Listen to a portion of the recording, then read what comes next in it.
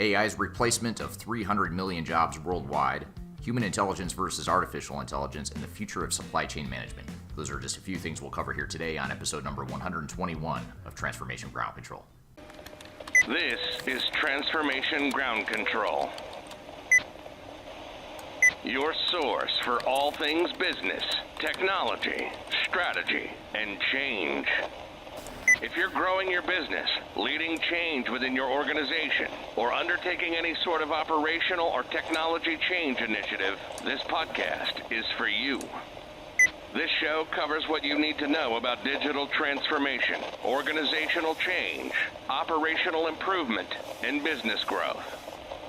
5, 4, 3, 2, 1. And now, here's your host, Eric Kimberling.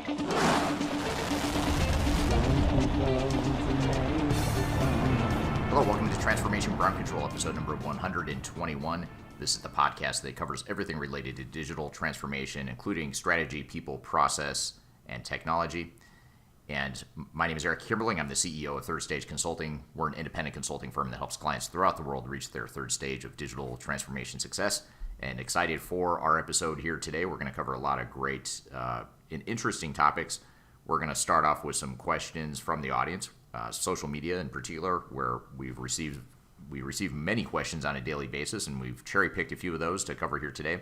So we're going to get into some Q&A from the audience here to start, and then also in our opening segment, we'll cover some hot topics, including the fact that AI, according to a new study, could replace up to 300 million jobs worldwide.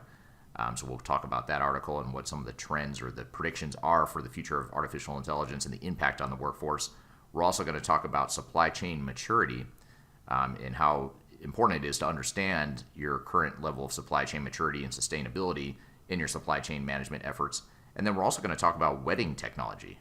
So for those of you that are interested in the personal use of technology, in particular wedding technology, we're going to talk a little bit about that here in the opening segment as well.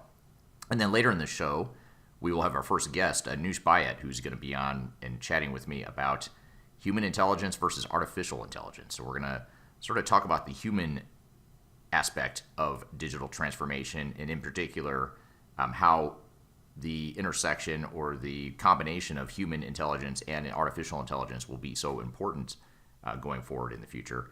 And then finally, later in the show, we'll have Dr. Muddassir Ahmed joining us for a discussion around the future of supply chain management. So we're going to play you a clip from an interview that we actually did on this podcast with Dr. Ahmed last year.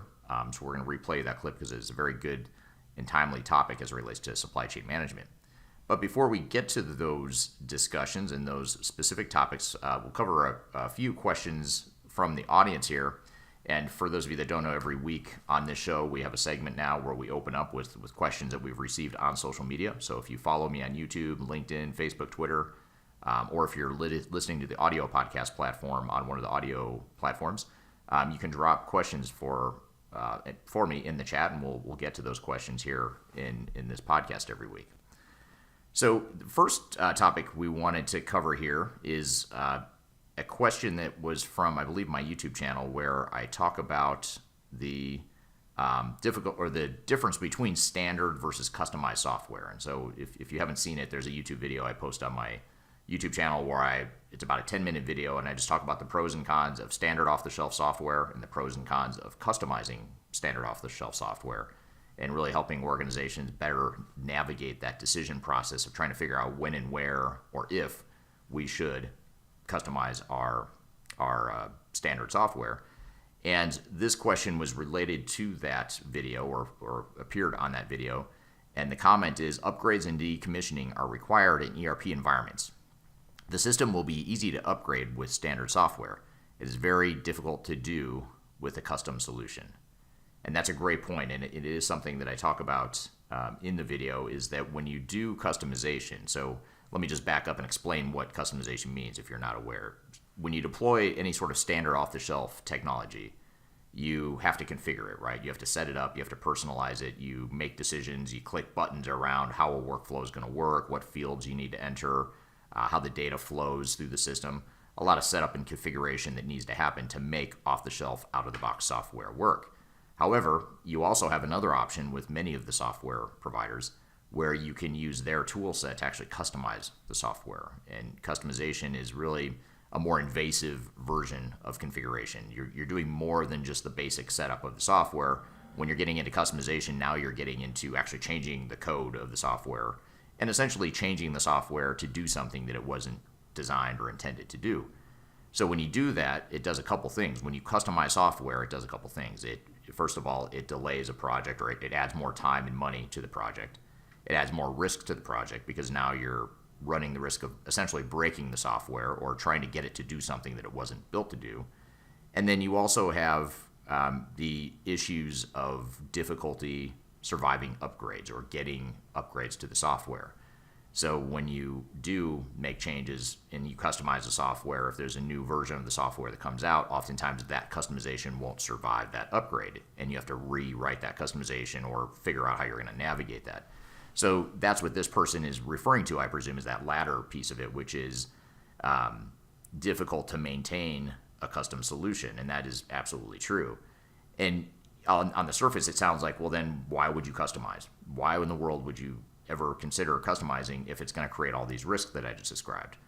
Well, the problem is, especially with ERP systems are trying to be everything to everyone within an organization. It's one system that's trying to tie together an entire set of operations workflows.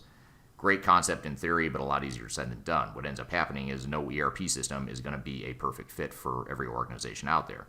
And typically every organization is going to have a mix of decisions they have to make, or a mix of decisions that they make to address the deficiencies or the mismatches between what the software can do and what they want the software to do.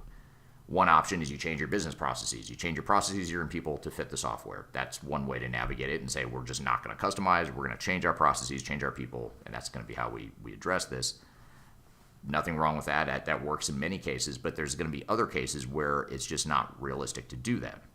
There's going to be situations where you're missing or you're watering down some sort of competitive advantage that you have as an organization, and you have a need to customize the software potentially. And so that becomes the $1 million question is it worth it for us to do that?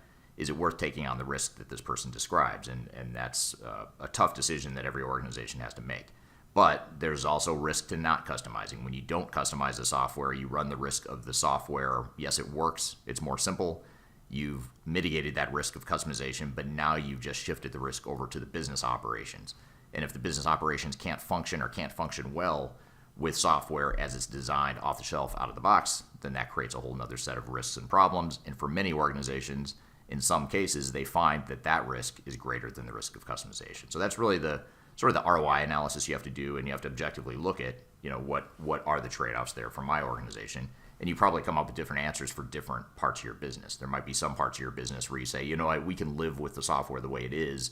Let's force our people and processes to change to fit the software. But then there's going to be other cases where, we can't live with that. That's our competitive advantage. That's our secret sauce. That's our differentiator in the marketplace.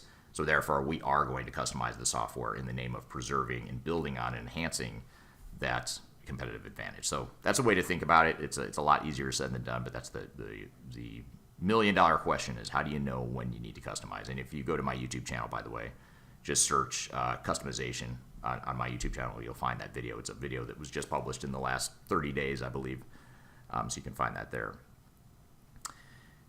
So another a question I want to get to that is very relevant to today's episode, because we are going to talk about, in our Hot Topic segment in just a moment, we're going to talk about regenerative AI, such as ChatGPT, and the impact it's going to have on the industry and the potential displacement of hundreds of millions of jobs worldwide. We're going to come back to that in the Hot Topics. But this question is a question that we received in our social media channels.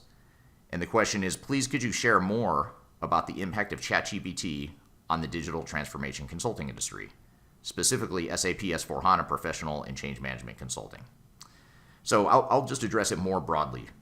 This is not relevant just to SAP consulting or even just change management. I'm going to talk about it from the perspective of just technology and digital transformation in general. And I think these comments are relevant to certainly SAP S/4HANA deployments, as well as any other sort of ERP or software digital transformation deployment.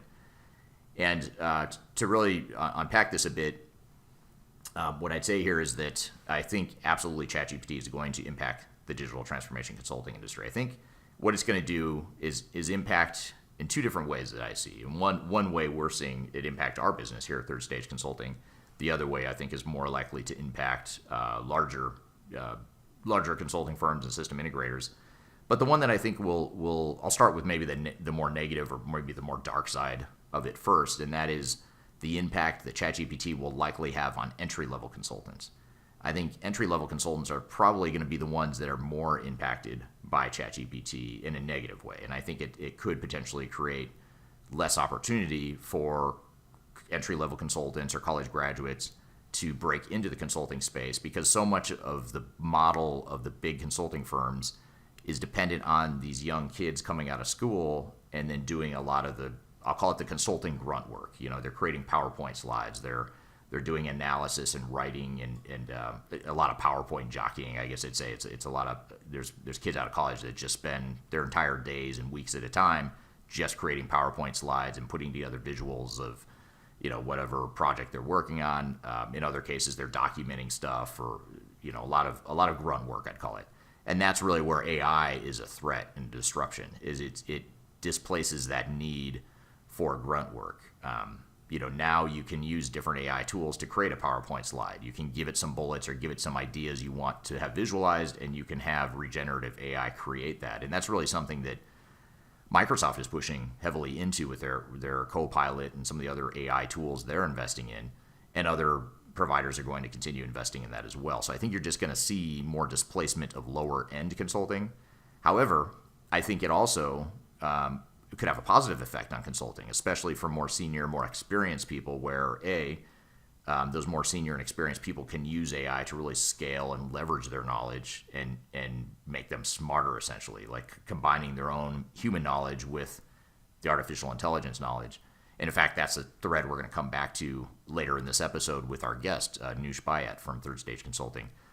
She's going to be on talking about AI versus artificial intelligence versus human intelligence, and how those two things intersect, how they collide, what the risks are, what the opportunities are. So we're going to come back to that. So stick around later in the episode. We'll dive into that in more detail.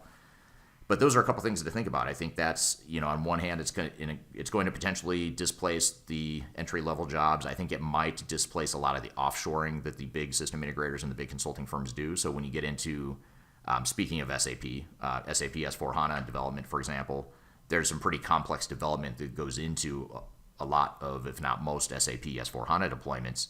And a lot of that gets offshored to India and other countries that have lower labor costs than other parts of the world.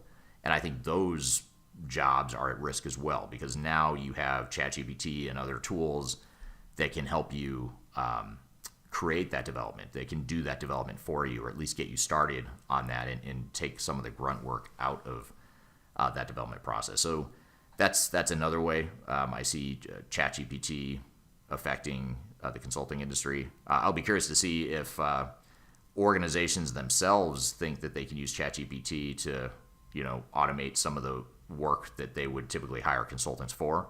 There might be some of that as well that I suspect that we'll start to see. But I think when used correctly, ChatGPT, regenerative AI, can be a very powerful tool.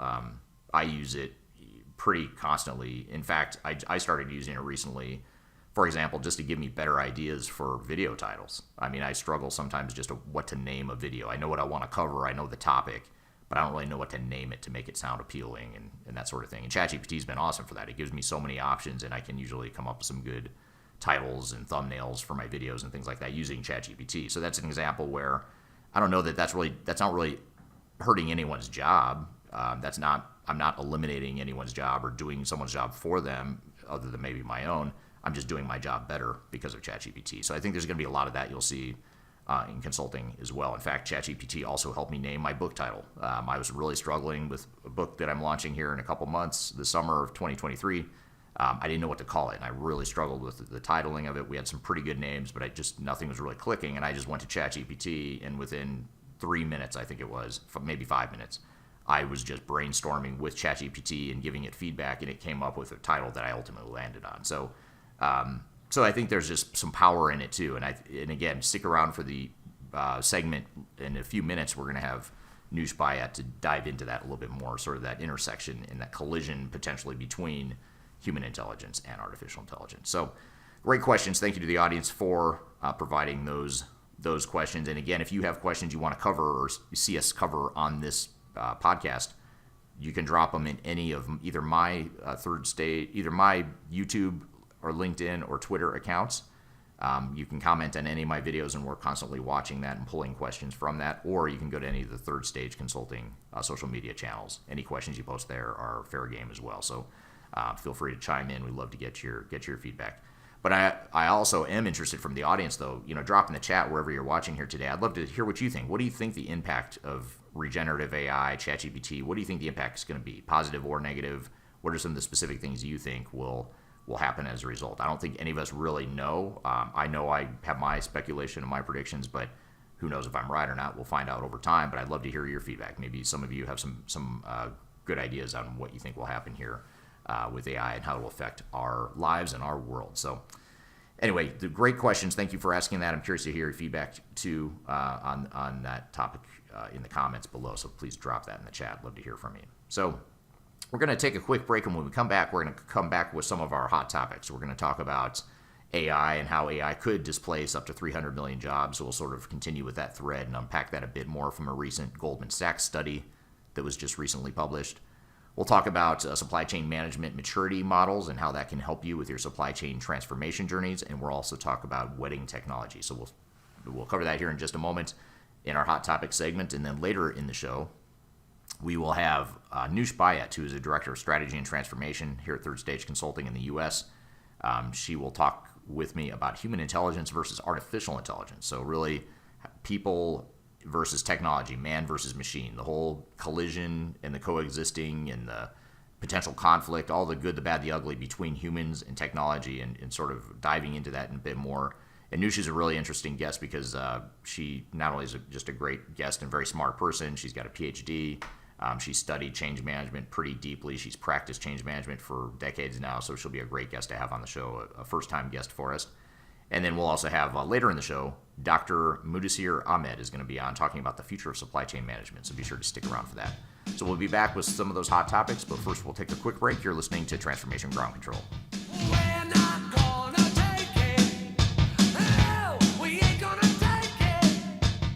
If you are involved in any sort of digital transformation or business change initiative, you will want to download the 2021 Digital Transformation Report. With its comprehensive overview of business and technology trends and best practices, this report is a must-have guide for any transformation project or executive team. Download this free report by visiting Third Stage Consulting at thirdstage-consulting.com. You can also visit our website to learn more about us or download independent reports, videos, and other best practices. Again, visit thirdstage-consulting.com today to learn how to take your transformation to the third stage of success.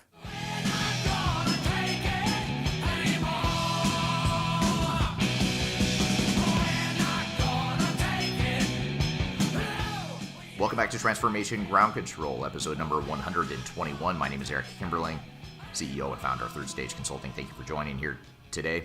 You can find new episodes of this show every Wednesday on YouTube, LinkedIn, Facebook, and Twitter. So be sure to subscribe to the channel, subscribe to the podcast, watch and listen wherever you prefer to listen or watch podcasts, and you can find us there.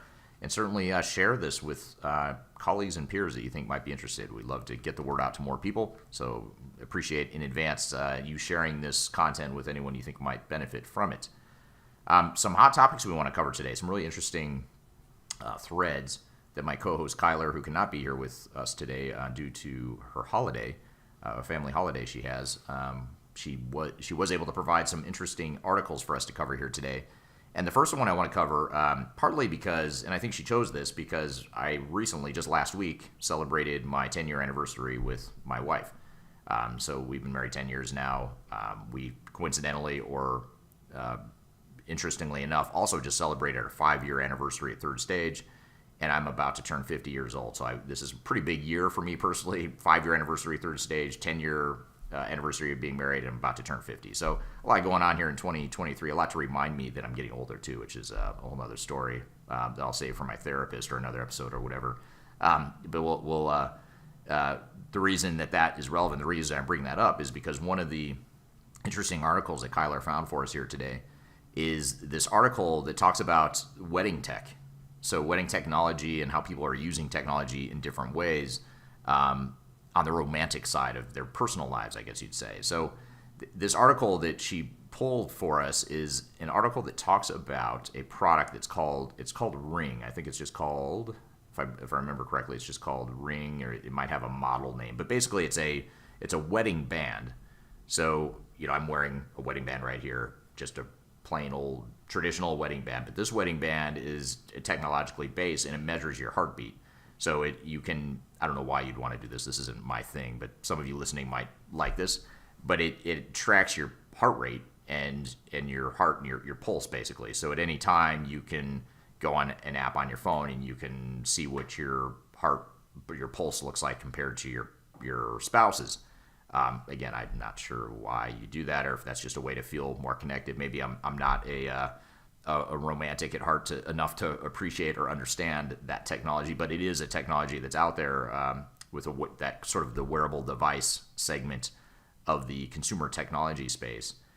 And what's interesting is this article goes on to talk about how wedding technology and this sort of, not just these rings, these technology-based rings, but also other types of wedding technology, that whole segment is expected to rise by 21% a year. So just interesting use case about how that technology is being used. And by the way, the product is called HB Ring. So HB Ring, it's a wedding band, a pair of wedding bands that is a connected wearable device that you can share your heart rate with your spouse. Again, if that's your sort of thing, if you want to share your heartbeat, I guess that's kind of cool. I feel like the novelty might wear off pretty quickly, but who knows? Maybe there's people that are really into that. So that's an interesting thing. And that company, by the way, is based out of Europe, the company that makes the HB Ring. And then the article also goes on to talk about how much social media is being used more and more for wedding planning and for just tracking wedding activities and that sort of thing. And then it also talks about, this is pretty funny, I don't know why I found this so funny, but there's also a technology called the Wedding Writer's Block Assistant that's based on ChatGPT, and it's based on the OpenAI model, but it's a way to allow people to write their wedding nuptials, basically. So people are now using ChatGPT to write wedding nuptials, apparently. I'm glad this wasn't around when I got married, to be honest, because I probably would have done it, and I don't know that my wife would have appreciated it as much as the techno types in the audience might. So anyway, that's another interesting use case, I suppose, with technology in the wedding field. So just when you think you can't get away from technology or technology isn't changing enough, you find a case study or a use case like this where it's being used in some unusual niches in our personal lives. Technology is very pervasive in that way, in many different ways as well. So shifting gears a bit, though, and speaking of technology and maybe a less positive take on technological impacts to our lives, there was a recent report that Goldman Sachs published, and I think they published it out of Europe, their European office. Not that it really matters where they published it, but their European office published this report that said a quarter of tasks in the U.S. and Europe could be eliminated in the U.S. and Europe. So across the U.S. and Europe, I'm not sure why they just focused on the U.S. and Europe, but that's where they focused. They said that they expect that a quarter of work tasks could be eliminated as a result of OpenAI and regenerative AI. And that equates, by the way, to 300 million full-time jobs across the U.S. and Europe. They also say, however, that it could eventually increase the total annual value of goods and services produced globally by 7%. So it's sort of a good news, bad news situation. It's talking about displacement of workers, but it's also talking about productivity and the total value of goods and services that gets produced. So we'll be producing more with less people, presumably, is sort of the takeaway here. But it does go on to talk about how big of a deal generative AI is and how big of an impact that's going to have on the workforce going forward. It also talks about how the impact is not equal across different industries. So it talks about how 46% of admin and 44% of legal type professions could be automated, but only 6% of construction jobs and 4% maintenance jobs could be eliminated as a result of AI. So I guess that's the good news. Of the silver lining is not all industries are affected, but for people like myself and others listening that are in white collar sorts of administrative or just office types of jobs, those are the jobs that are most at risk. And so what that does to our society is a whole nother story. And I imagine there's social scientists and sociologists out there studying this as we speak and trying to understand what the impact is and will be. But what's really interesting too is this article also goes on to talk about sort of the history of technology and how the history of workforce and workplace displacement has happened and evolved over the years. So, for example, the research points out that 60% of workers today are in occupations that did not exist in 1940. So in the last 80 years, the 60% of the jobs that are out there now are new since then. And it also talks about how technological change since the 1980s has displaced workers faster than it has created jobs. So yes, 60% of workers are in occupations that did not exist in 1940. That's the good news. These are new jobs. But more jobs have been eliminated since the 1980s. And that was really, 1980s was really when technology started to take off, and it's only accelerated since then, especially here in the 2020s. It's accelerating very rapidly. So interesting data points. I'd be curious to hear from the audience here. What do you think the impact of AI and generative AI in particular will be on workforces throughout the world, and how will that affect us as a society or as a world or as a human race? I find that to be a fascinating topic, and I'd love to hear all of your feedback on that in the comments, if you don't mind. And then finally, supply chain maturity. That's a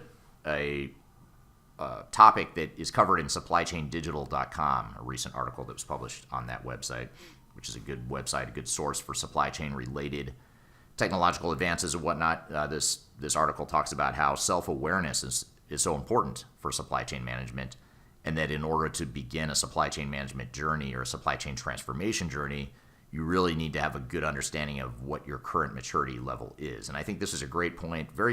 It's a very simple, basic topic, sort of a no-brainer, but it's really worth talking about because a lot of organizations don't do that. They want to just focus on that future state and just jump ahead to where they're going and defining that future state. Let's throw out this old, outdated way of doing business that we're doing today. Let's put in new technology, new processes going forward. Nothing wrong with that, I suppose. I mean, you do need to do that. You do need to define what your future state is and where you're going. You certainly don't want to overanalyze or spend too much time dwelling on how you do things today if you know it's going to change. But you do need to understand where you're starting from, and that grounding is so important, not just for supply chain management, for any sort of digital transformation. You really need to have that clear understanding of where you are today and where you're starting from, and then ultimately where you're going. And you need to have both. You need to have that good understanding of your current state business processes, what you're doing well, what are those processes that you want to preserve and maybe build on, what are those processes that are broken and inefficient, and what are those processes that could potentially deliver the most value if you could deploy technology, new process changes, new organizational changes to support that. And so doing both is really important. And so that sort of assessment of your current capabilities and your current maturity in your supply chain, in your overall operations, in your organization, from a change management perspective, even your PMO, what kind of project management or program management capabilities do you have? What kind of technological capabilities do you have now, and where are you starting from? And then ultimately, what's the gap between that and what you want it to be in the future? And that ultimately, if you think about it, that understanding of current state, future state, and the gap between it and the chasm between it, that ultimately drives and dictates how long your transformation is going to take, what your timeline is going to be, what your budget's going to be, what the risk profile looks like, what kind of potential business value you could get out of it. You need to know that gap and understand that gap very clearly in a thorough way to be able to adequately or accurately estimate your overall transformation time, cost, duration, as well as the business value that you could expect to get out of the system, and understand the risk profile of the transformation. So great stuff, a great article that uncovers that important topic and really dives into that importance of self-awareness when it comes to supply chain management, but I would argue that it also has a lot to do with self-awareness of digital transformations in general. You need to have that same self-awareness as well. So good stuff, really interesting topic there. And we're going to shift gears now and bring on our first guest here after a quick break. We're going to have Noush Bayat on the show, who's a PhD, by the way. I think actually both guests today, interesting and coincidentally enough, both guests we have on the show later today are PhDs. So I am outgunned here academically and intelligence-wise. I think the IQs of both guests are much higher than myself and probably most people in the world. So a lot of brain power coming up on this episode. We're going to have Noush Bayat, who is a director of strategy and transformation here at Third Stage Consulting in the U.S. office where I'm based. She'll be on talking about human intelligence versus artificial intelligence, sort of that man versus machine debate. And we'll dive into that topic. And then later in the show, we'll have Dr. Muddassir Ahmed on the show to talk about the future of supply chain management. So be sure to stick around for that as well. So we'll have Noush on the show to talk about human intelligence versus AI in just a moment. First, we're going to take a quick break. You're listening to Transformation Ground Control.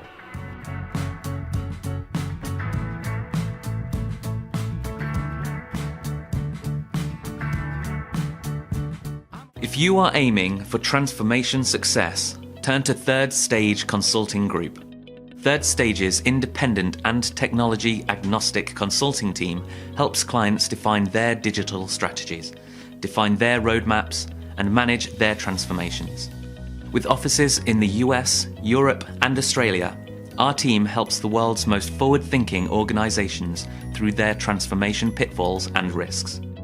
If you are embarking on a digital transformation or business change initiative, contact Third Stage Consulting to see how we can help you reach the third stage of transformation success. Learn more about us and download independent reports, videos, and other best practices at thirdstageconsulting.com.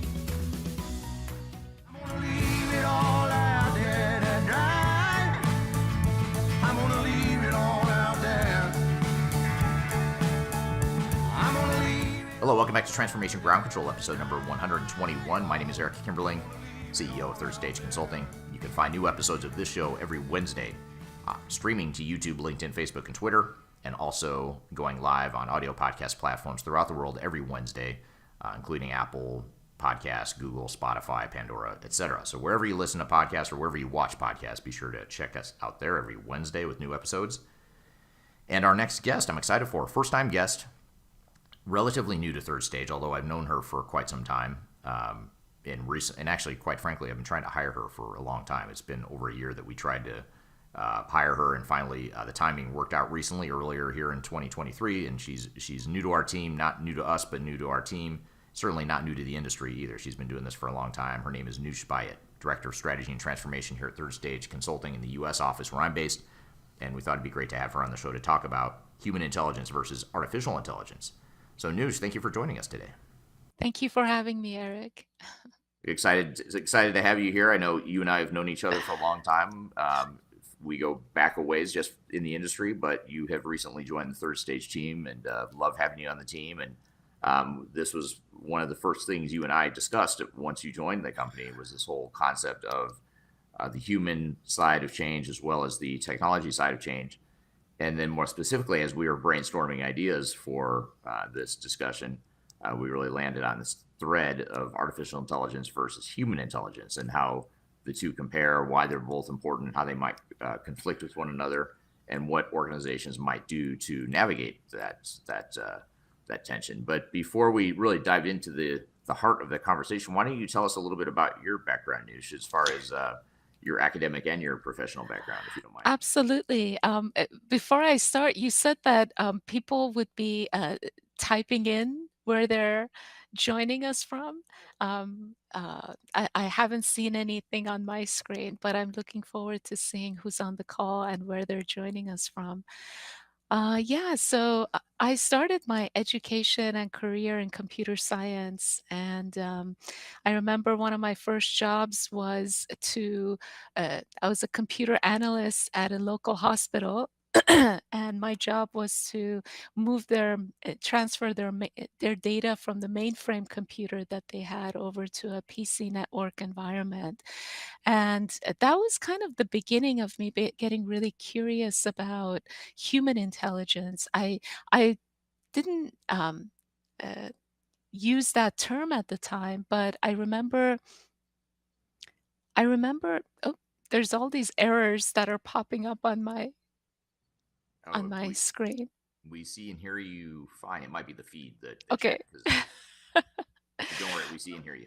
I guess more and more because the hospital was supporting the community so much. You know, they were providing free immunization vans in tough neighborhoods. They were doing a lot of amazing community-based health work, and I was in the background making sure that their computer systems were supporting.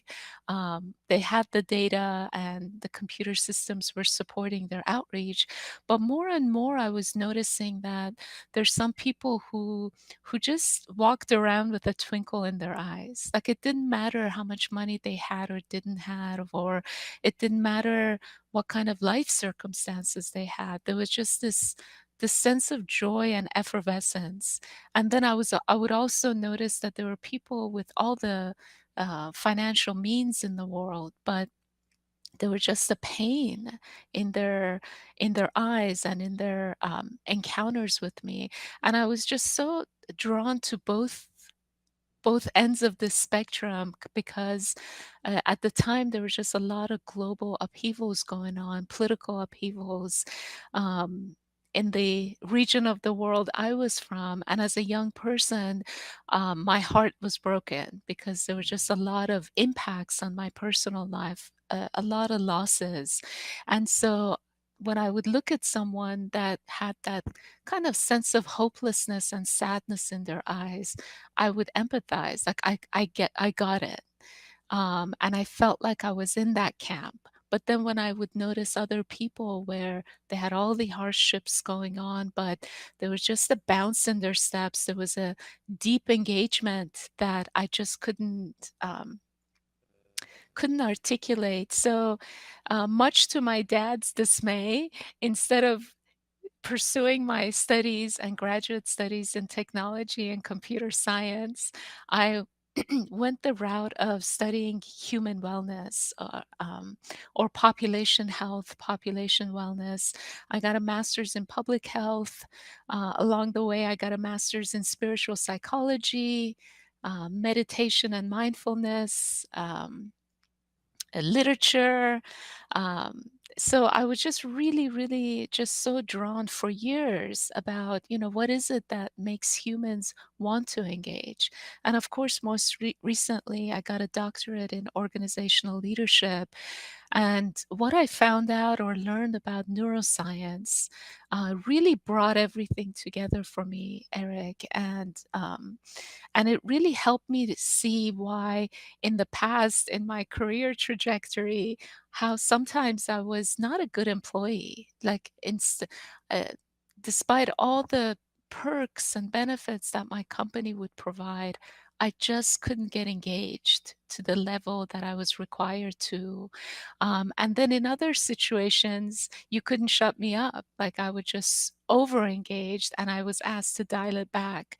So again, all of this, all my studies really helped me to really understand what is it that's going on within us that makes us want to engage or with life's challenges and ups and downs.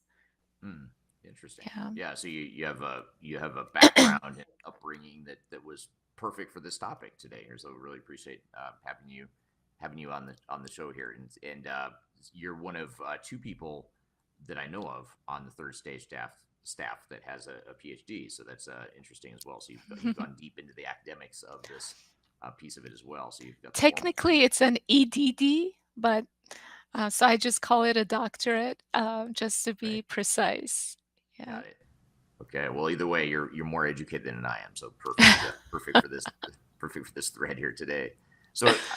So I guess to start then, what exactly is for the layperson then, someone who doesn't have a deep change management background or hasn't gone deep into the human side of change, how is it you would define human intelligence and or emotional intelligence, and are they different? Are they the same thing? Maybe we could start there with just sort of that basic understanding of what the term means. Absolutely. I mean, the field of neuroscience, and psychology these days. It's so exciting. I think like every month there's a expansion of our understanding of human intelligence, what it means to be this human interacting with the world.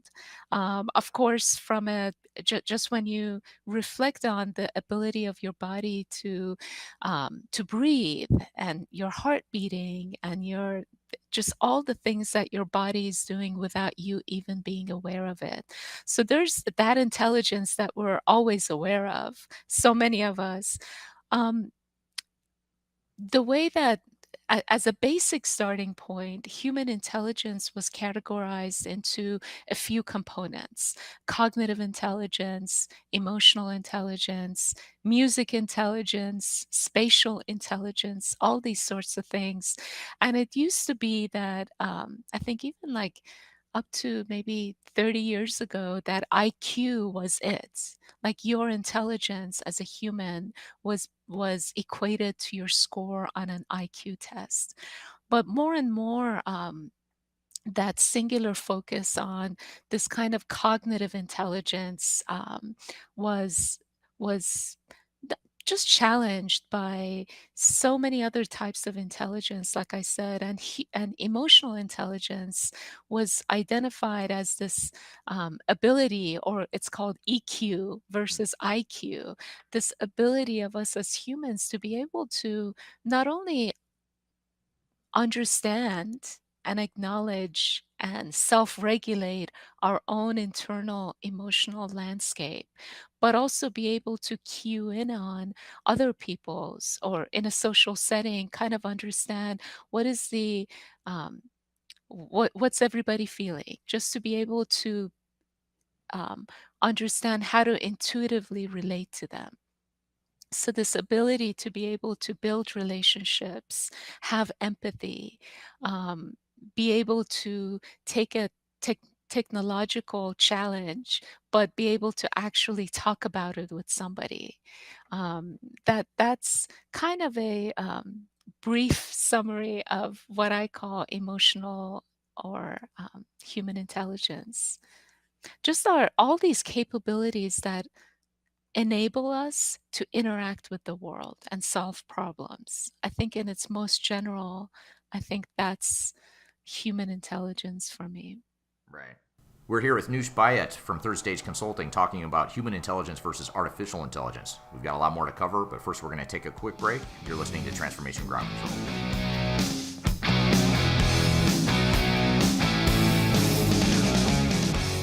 Interested in working for a company that truly values your unique skills and experience? Here at Third Stage, we don't hire based on resumes alone.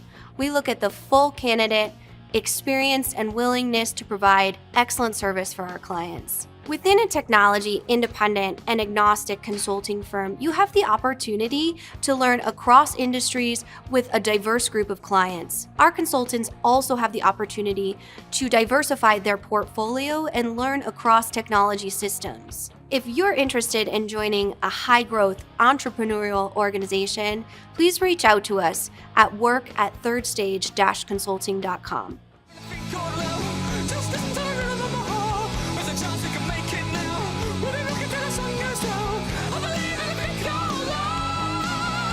Hello, welcome back to Transformation Ground Control, episode number 121. You can find new episodes of this show every Wednesday on YouTube, LinkedIn, Facebook, and Twitter, where we stream the new episodes every Wednesday. You can also find new episodes every Wednesday on audio podcast platforms throughout the world, including Apple Podcast, Google, Spotify, Pandora, Amazon, etc. So wherever you listen or watch, check us out there. We're here in the middle of a conversation with Noush Bayat talking about human intelligence versus artificial intelligence. So let's jump back into the conversation. Why do you think that this is so important, this whole concept of human intelligence? Why is that so important in today's day and age of advanced technologies and artificial intelligence and all this great stuff that could potentially, in theory, replace or mimic human intelligence? Why is human intelligence so important, or is it important? I guess we could start there. Absolutely. I think it's so critical because from what I understand about our brains. Our brains, there's a huge component of our brain that supports us in predicting the future.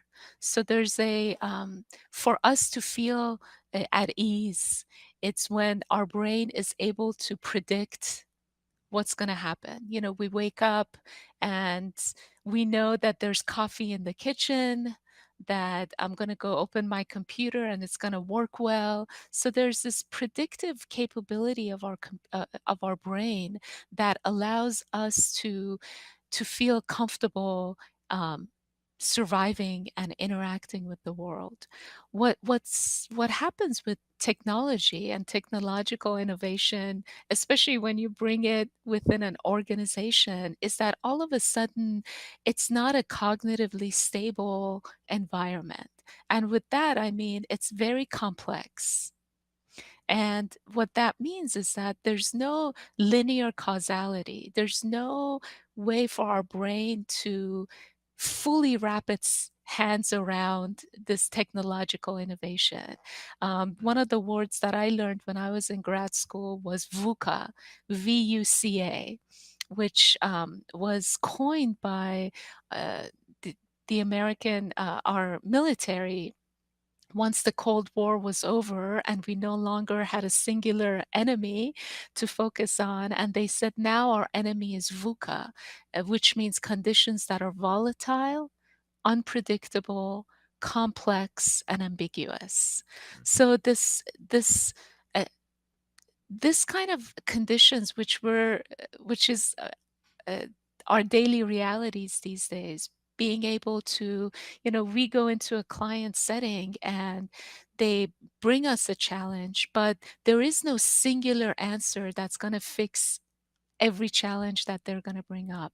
The level of complexity and the level of intervening factors and unpredictability, even in their organizational setting and culture, it's so much that because our brain can't just say, yep, the problem is X, the solution is Y, and our approach is Z. End of conversation. Because we can't do that in today's environment of technology and innovation and organizational complexity, what happens is that our brain literally sounds an alarm and feels threatened. Hmm. So when it can't find that linear causation and find that the cause of instability, it it raises this alarm. So our fight or flight stress response gets activated.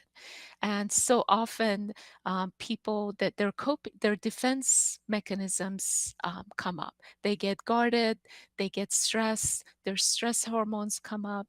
So that's why um, in these situations, especially in these times of complexity, technical skills aren't going to help us. Because technical skills is when you go into a training environment and they tell you, if you press this, this is going to happen. If you do this, this is going to happen. But in times of complexity, because there is no clear pathway to our solution, and we have all this crazy stress response going on within us, this kind of emotional turmoil, for lack of a better word, what's really required are adaptive skills. Skills where you can actually be able to show up to a meeting where everybody's frustrated and they want you to fix it with a magic pill, to be able to take a breath and self regulate your emotions, be able um, to challenge that part of your brain that wants to fix it so fast, because our brain loves to do that. It loves to keep going really hard and labeling situations. However, this kind of fix it mentality in complex situations is really is really tough because there is no fix it approach. Hmm. In these times of complexity, one person can't just come and fix the situation. The person that you paid a lot of money to and hired, they can't just go to their room, come up with a strategy and push it down. There's going to be resistance. There's going to be pushback because the situation is so complex. One of the researchers whom I followed a lot at MIT, he called this dynamic complexity, where our sense of the problem is unclear, our sense of the solution is unclear, and the people impacted, our sense of the stakeholders is unclear. So he called this dynamic complexity. And again, in these situations, our brains and our emotional state, they're just not happy because they can't just, our brain can't just label it and be done with it. Hmm. What's required is these adaptive skills of taking a breath, slowing down, being comfortable in the face of such a complex situation, and being able to bring people together so that you can iterate ideas.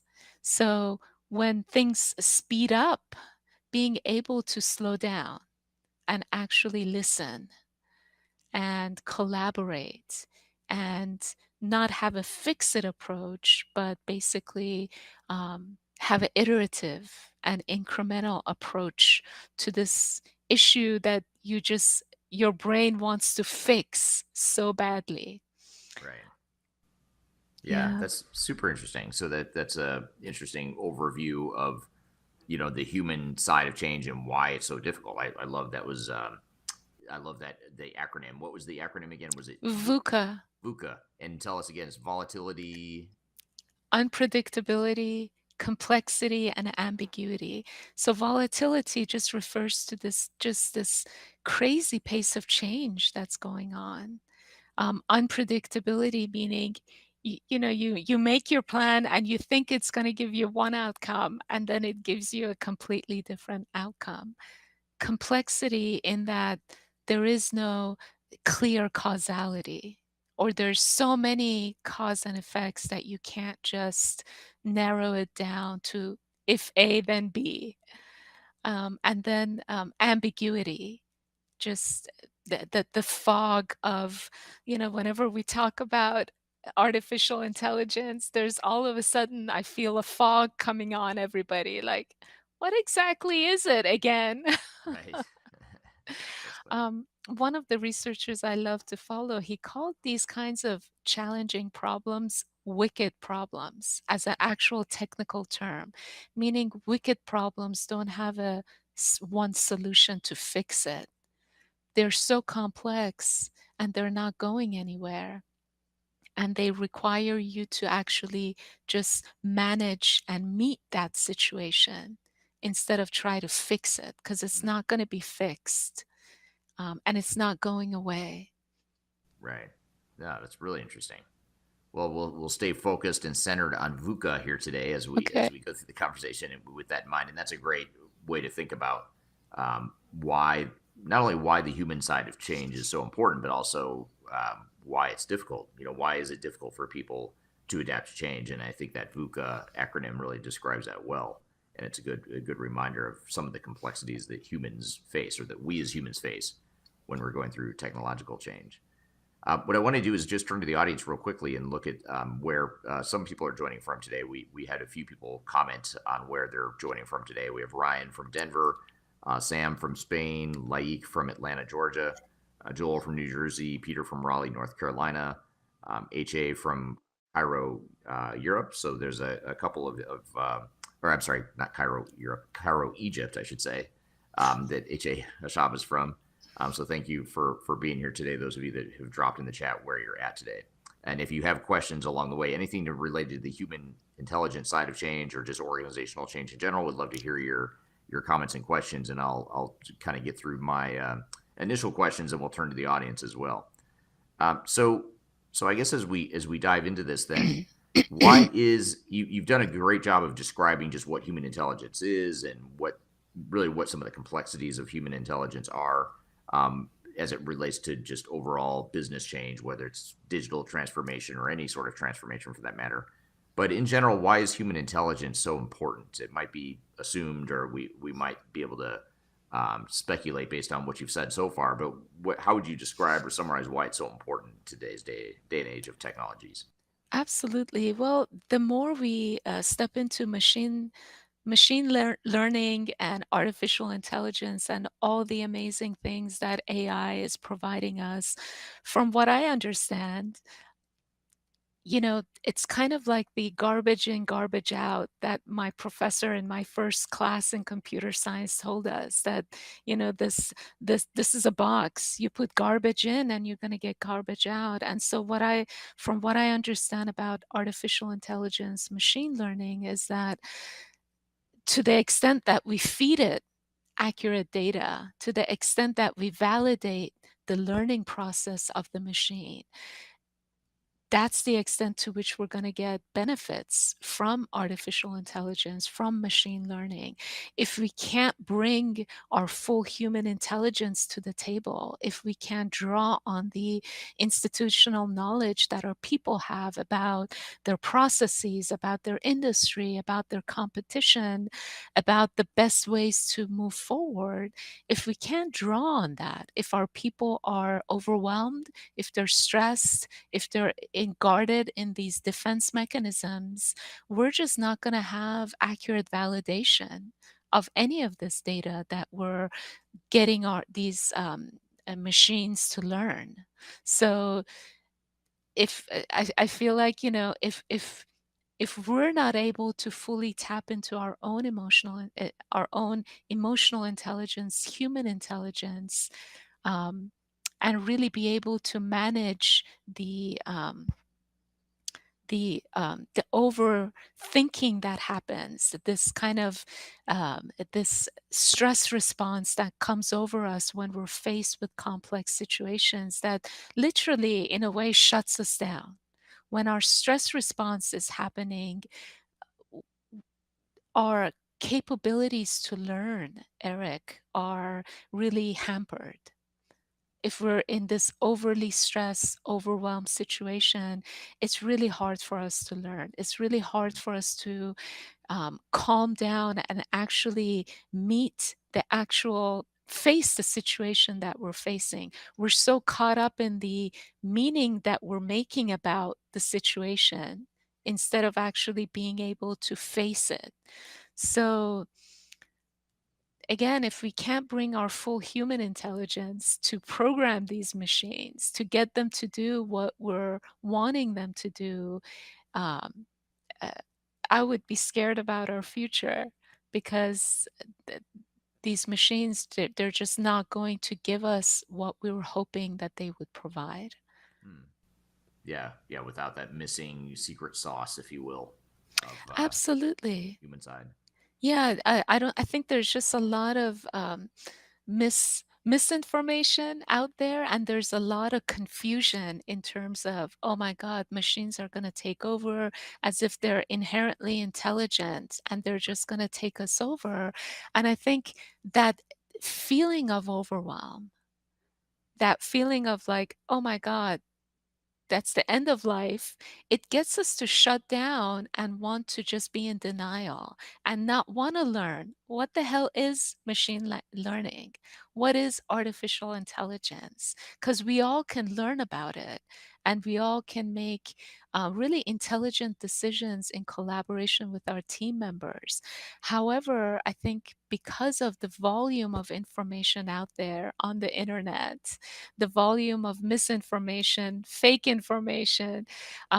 So we get so overwhelmed. Our system gets so overwhelmed that we'd rather not know or tune out than to actually understand what the challenges are, what the issues are, and how do I develop my team to be able to deal with this. Right, right. Yeah, and I'd love to hear from the audience too. Why do you think human intelligence is so important? In what do you think the biggest complexities of human intelligence are? I'd love to hear feedback from the audience as we continue the conversation here. But that's a great overview that you provided there, Noush. We're here with Noush Bayat from Third Stage Consulting talking about human intelligence versus artificial intelligence. We've got a lot more to cover, but first we're going to take a quick break. You're listening to Transformation Ground Control. When I wake up, well, I know I'm gonna be the man who wakes up next to you. Are you looking to stay ahead of the curve in the ever-changing landscape of digital transformation? then you need our newly released 2023 Digital Transformation Report. This comprehensive report covers the latest trends, technologies, and strategies to ensure your digital transformation is optimized for success. The 2023 Digital Transformation Report is packed full of proven methodologies and insights from experts in the independent digital transformation field. You'll also receive practical insights on how to implement digital transformation strategies within your unique organization. This free report is available for download on our website at thirdstage-consulting.com under our Thought Leadership section.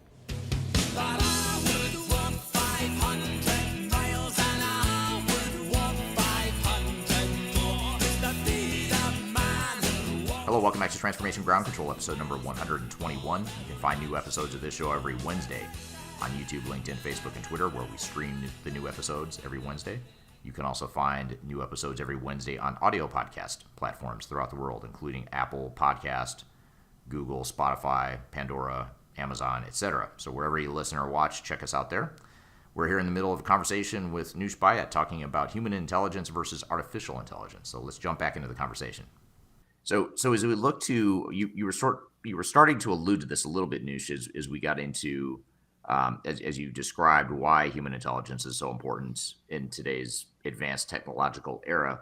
But in addition to that, what are some of the consequences if I'm a leader in an organization and I don't focus enough on human intelligence or emotional intelligence, and I focus too much on technology? I'm sort of myopically focused on just making the technology work from a technological perspective. What are the consequences, or why is that a problem in today's day? You really, I'm sure we all have those times when we remember where we got so stressed that we literally couldn't do our jobs well.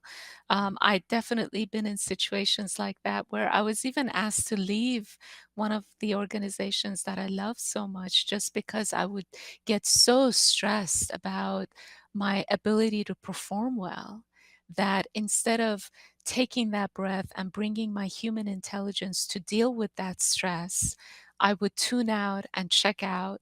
And so I was perceived as not a good member of the team because I just couldn't get past my overwhelm. I couldn't get past my confusion. I couldn't even bring myself to say, hey, I don't know how to do this. Could someone teach me this? Because just the sense of overwhelm and the sense of that imposter syndrome. I think in our organizations today, executives and people across all the levels were asked to deal with so many situations in our places of work that are so novel. And it's so easy for us to, of course, experience overwhelm and confusion and all the stress response, the increase of stress hormones, our heart palpitations, our increased blood pressure, all of this.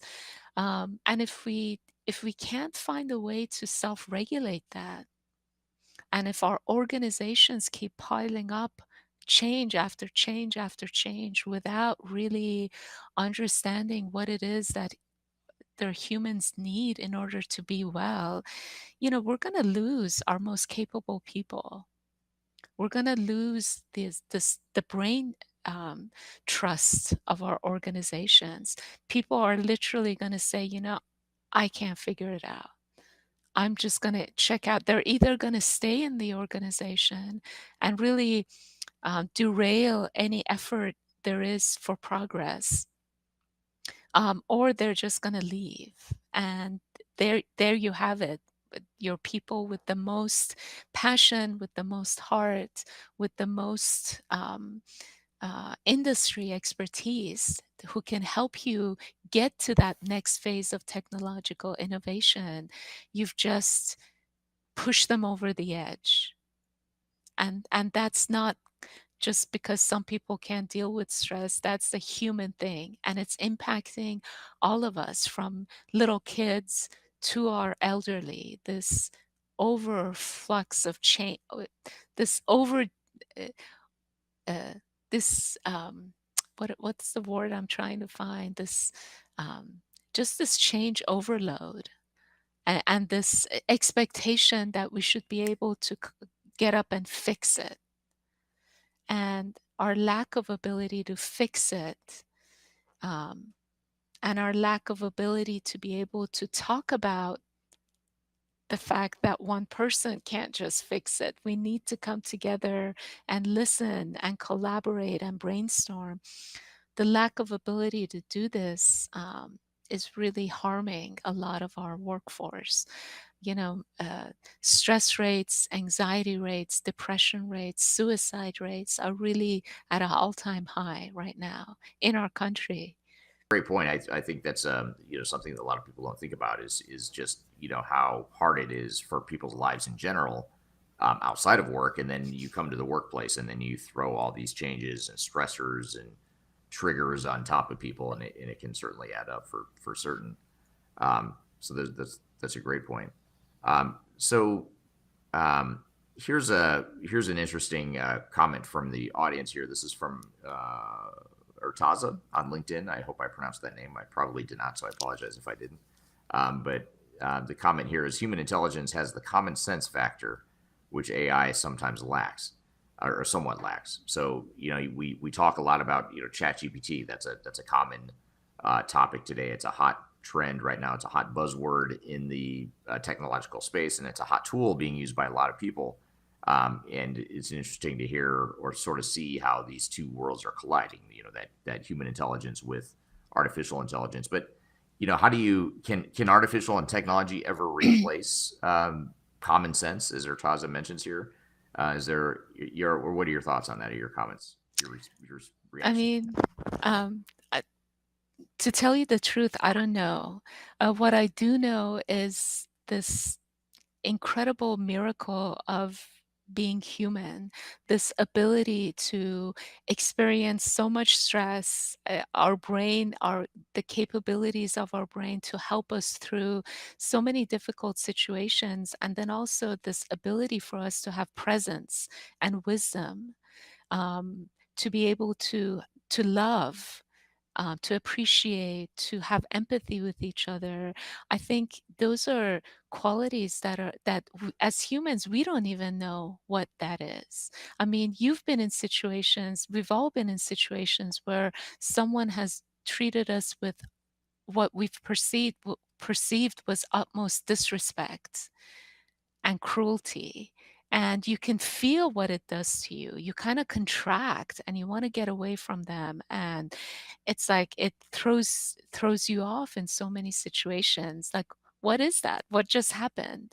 And then vice versa, you're in a situation when there's lots of love and compassion and empathy, and all of a sudden you feel like you're coming up with amazing new ideas and innovations, and it's like, what happened?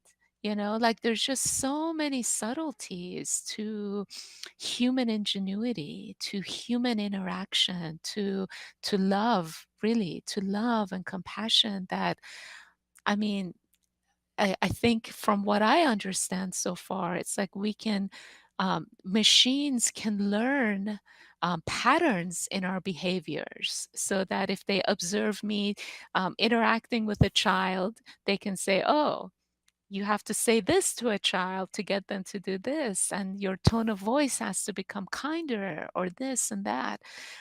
But is that really empathy? Is that really love? Is that really compassion?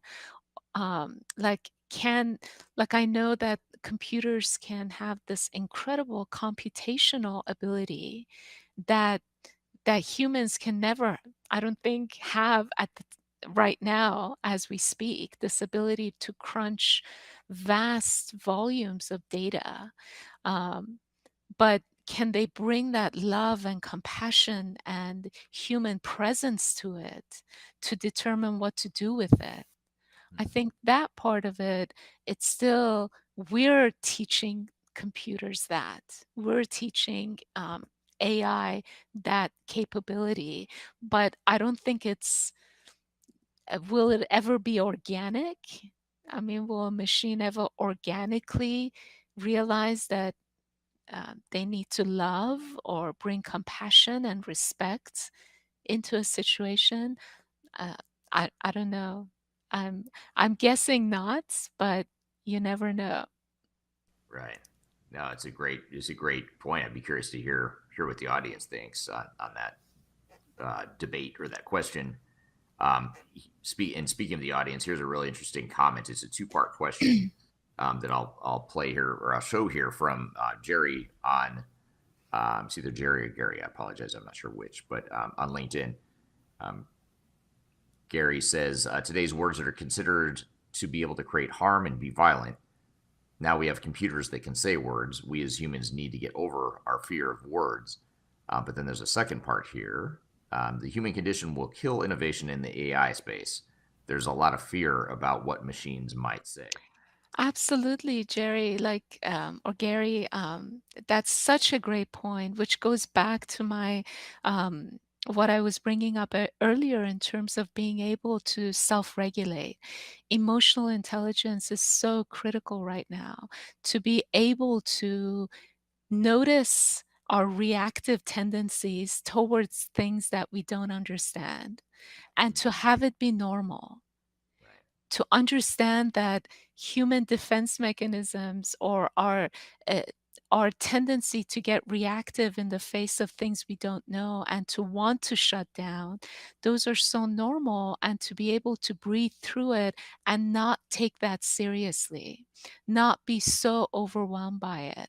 So that in so much of my executive coaching work that I do, that's such a critical part of supporting executives to move through their days and make the decisions that they have to make by understanding that being human is really this dance between this reactive survival brain that we have that hates anything that it doesn't understand, and this part of us that's full of wisdom and presence and innovation and creativity.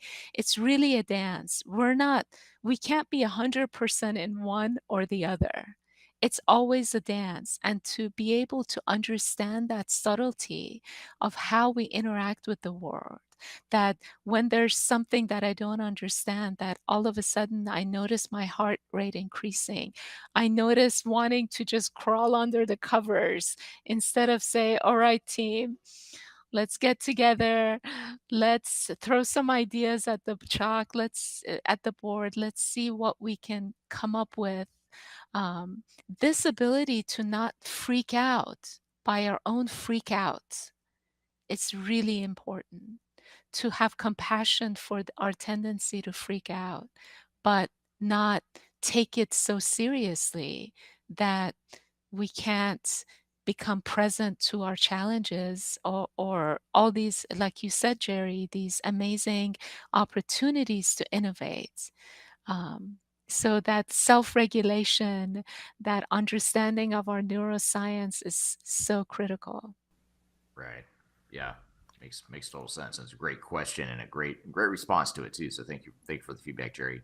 Um, so what about one thing you and I have talked about in our time working together has been um, how the divide between human intelligence and artificial intelligence and just technological advances in general, how that chasm is growing. The technology is becoming more and more advanced, but we as humans, we're changing, but we're not changing nearly as fast as technology is.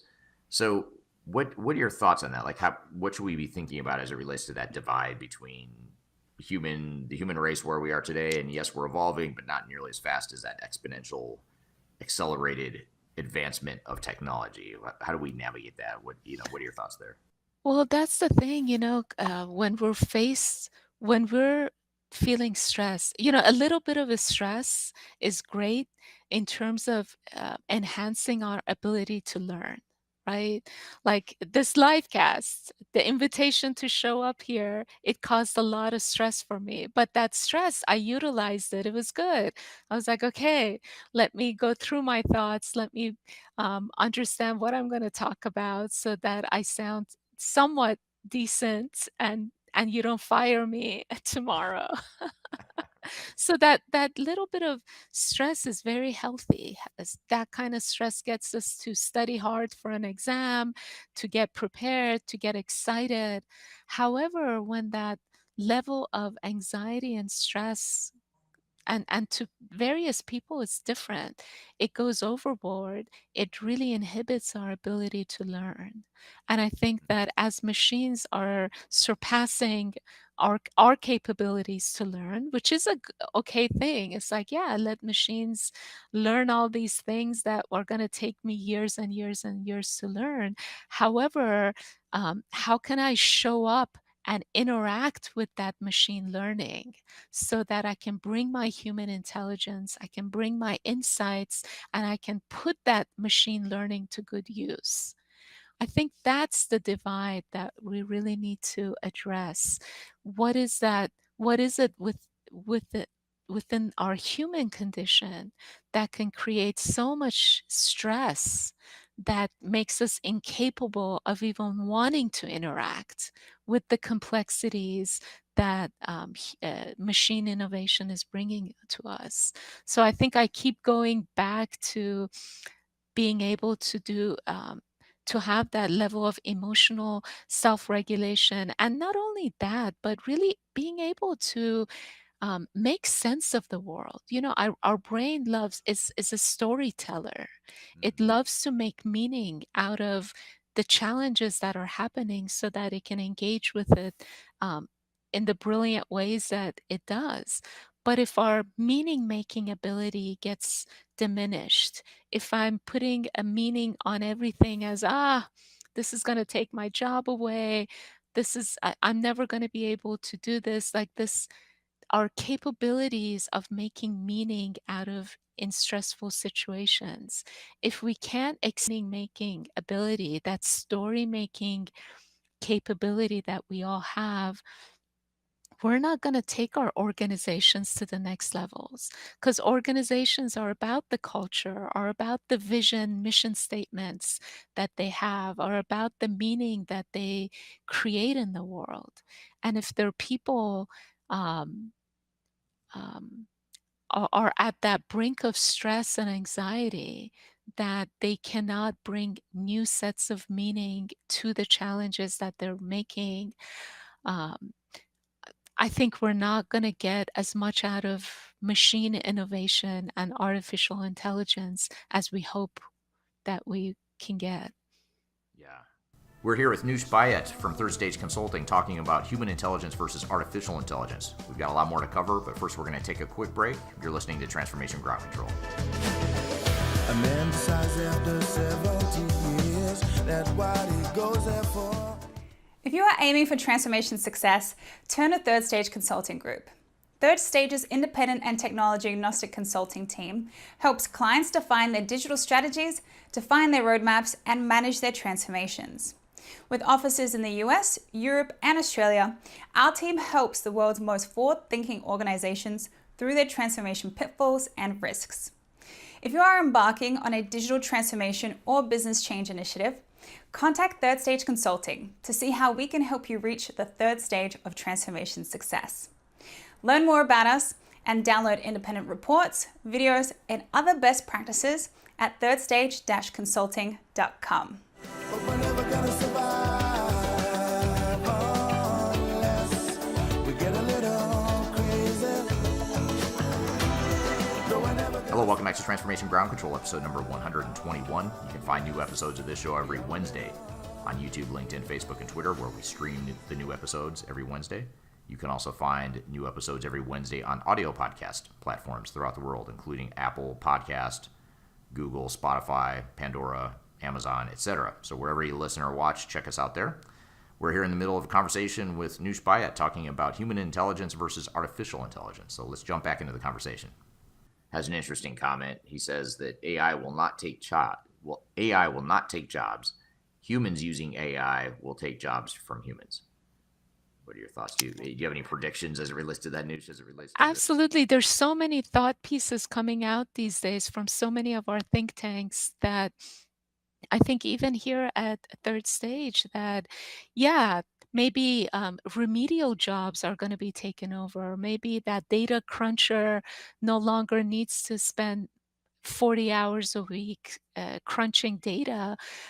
However, when that machine can do it in 5 seconds, then we need that person with the maybe a different set of skills to interact with that AI, right? So I don't think that humans will be um, uh, completely taken out of the job market, but new capabilities for sure that we have to learn as humans in order to be able to interact with this amazing um, data crunching power, for lack of a better word, or data mining that the machines and AI bring to us. I think new jobs are going to be created as a result, honestly. Certain jobs will be taken away, but definitely new jobs will be brought to the forefront. And to be able to validate the output that these new machines that are taking over jobs, in order to validate their output, there's going to have to be that human intervention to say, yep, this machine did it right, or no, we have to fix it. So I don't think you can get rid of humans, but we definitely have to continue to learn and grow. And I think when you look back over human evolution, we've had to do that at various, what do you say, epochs in our evolution. We've had to learn new things.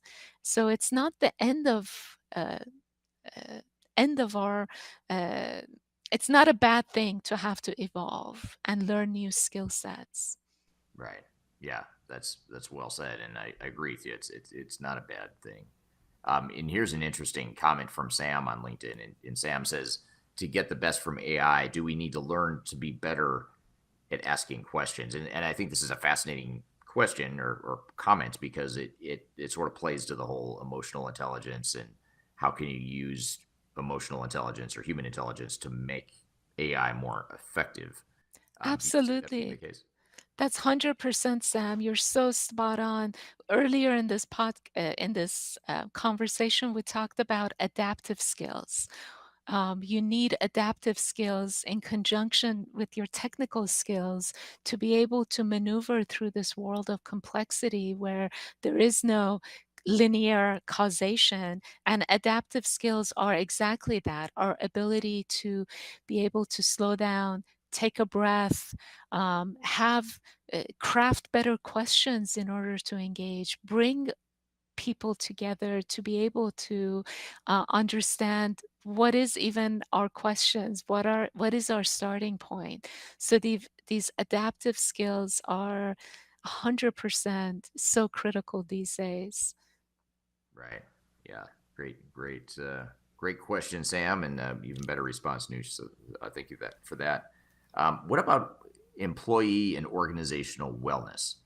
You talk, and I think you alluded to this a little bit as we were talking before about stress and the VUCA acronym that we talked about earlier. What are some of the ways that constant change and the advancements of change in general and the organizational change in general, how is that affecting the wellness or lack thereof of organizations and their employees? I mean, we we interact with organizations 24/7, at least 8 hours a day on calls with our amazing clients and our amazing teams. And we know that executives and everyone in organizations are really suffering these days. There is so much disruption and change going on.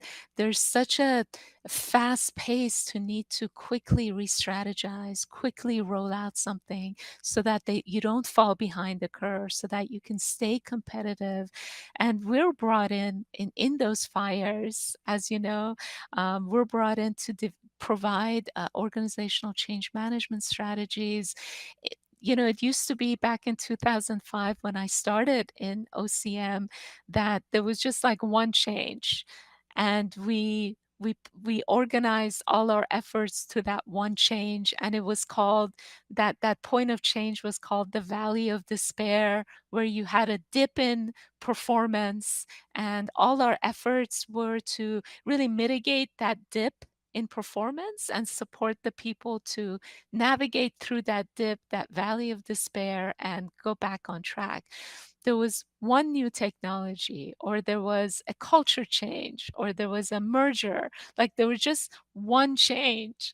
But honestly, over the past 5, 6 years, there's just it's like these Russian dolls. There's like change on top of change on top of change. We're brought into an organization to support them with their technological change and adoption. And all of a sudden you see that, oh my God, there was a merger and acquisition here. There's this technology change there. There's just so much happening at the same time. So I think one of the ways that organizations have to deal with it is to really tap into the human intelligence in their teams, really bring them along, not just force changes on them, but really bring them to the table. Bring your frontline people to the table. Create these coalitions across the agency where you can learn from the human intelligence of all your teammates, because the challenges that executives are facing to be competitive isn't something that they can just figure out behind closed doors anymore. They have to tap into the human intelligence of their full teams. And if there is a technological change that they want to go through, or a cultural change, then it's the human intelligence of their full organization that's going to help them to bridge that gap, because these days there's not just one valley of despair, there's just despair, period, Yeah. Yeah. because there's just so much and you don't know which change you're trying to mitigate. So tapping into that human intelligence and bringing the people to the table so that they're co-owners of taking the organization to the next level. They can bring their insights, they can bring um, their influence, their peer influence, to really support their people to bridge, move through these transition states. Right. Right. Yeah. Great point, and very well said. So we've covered a lot here in terms of the fact that technology is changing so quickly and how the impact affects employees and organizations, and why human intelligence is so important. And in some ways, it can be overwhelming to think about all this stuff. It's a lot to take in, especially when, like I said before, a lot of times we're more focused on the shiny, cool technology. We're focused on the things that we can see and touch and feel. So, given that it is so important, human intelligence, and it is so complex and it's hard to get our head around at times, what are some of the best ways to really start addressing the human versus technology issues in an organizational change strategy and plan? So, as we're planning for change, what is it? What are some ways that we can get started, or some tangible first steps that we can take to? Absolutely. Well, I would say to anyone who has that power to give the go ahead to these huge tech innovations, it's, really think twice about your aggressive timelines. You and I both know we've been in so many tech implementations where they started out with a very aggressive timeline, but their business functions, they just weren't able to um, understand the new business processes fast enough. So implementation had to just get pushed, or they had to press go live, but the organization was just in disarray because their people couldn't understand their business requirements fast enough. So I think one of the first things is that think twice about your aggressive timeline. You think you have to go live in 3 months, but do you? Right. And what are the consequences of doing Do that? you? And can we phase it? How can you, again, bring your people into the conversation, that even if you have to go live in that in 30 days or in that crazy aggressive timeline, that your people are with you. You can't just say anymore, this is what's going to happen. You have to either learn it or leave. Well, I mean, if you do that approach, which a lot of organizations, it seems like that's their last approach, you're going to see a lot of good people leaving your organizations. And sometimes organizations use that as a way to clean house, unfortunately, to let go, to have people self-select out so that they can bring new people on board. But if that's the culture of your organization, then you're going to burn those people out too. You're going to have such high turnovers that you're just not going to have people who are the carriers of your culture. You're not going to have people who are going to stand by you and be loyal and really breathe passion into your mission and vision. So yeah, think twice about your implementation timeline, bring your people on board, start to have those conversations, bring value to what people understand is their business requirements. So often we want to just dive into change impact analysis, but it's like, well, if I'm pushing this change onto my, let's say, my warehouse unit or my sales team, like, let them talk to you about what are those business requirements that they need. What is it that makes them successful today? Like, they're able to talk to their customer quickly and efficiently. They're able to give them a quote, kind of like they've done historically, very quickly. That customer feels heard and understood. Okay, if that's a business requirement, how can we preserve that no matter what technology is brought? How could we bend technology to help us preserve that business requirement? So often, like you said, I think um, software vendors, they want us to bend our mission and values and business processes to fit the technology. But if we can bring our full human intelligence to those conversations, we can actually have a nice dialogue with our software vendors saying, hey, you're telling me that this out of the box functionality is the only way, but is it? You know? And if it is, well, we need to have a phased approach so that we can find workarounds because we don't want to give up this business requirement.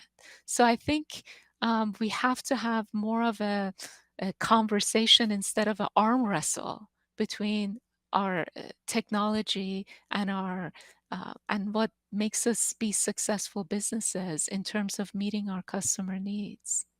Right. Yeah. Well said. And I think that that's a great way to start. I mean, I think that's what we have to look at is how do we start this journey? How do we start to, at the very least, think about the human side of change and the organizational change side of things. We talk about that a lot on this podcast. The whole idea of the importance of change management, why people side of the equation is so important. But we're getting pretty deep into this here as far as that human intelligence piece, which is so critical for sure. Well, good. Well, I want to thank you for being here. Time flies when you're having fun, and we're already up against the hour here. So thank you for being here with us here today, Noush. Really appreciate it, and definitely appreciate the audience being here as well today. Thank you so much.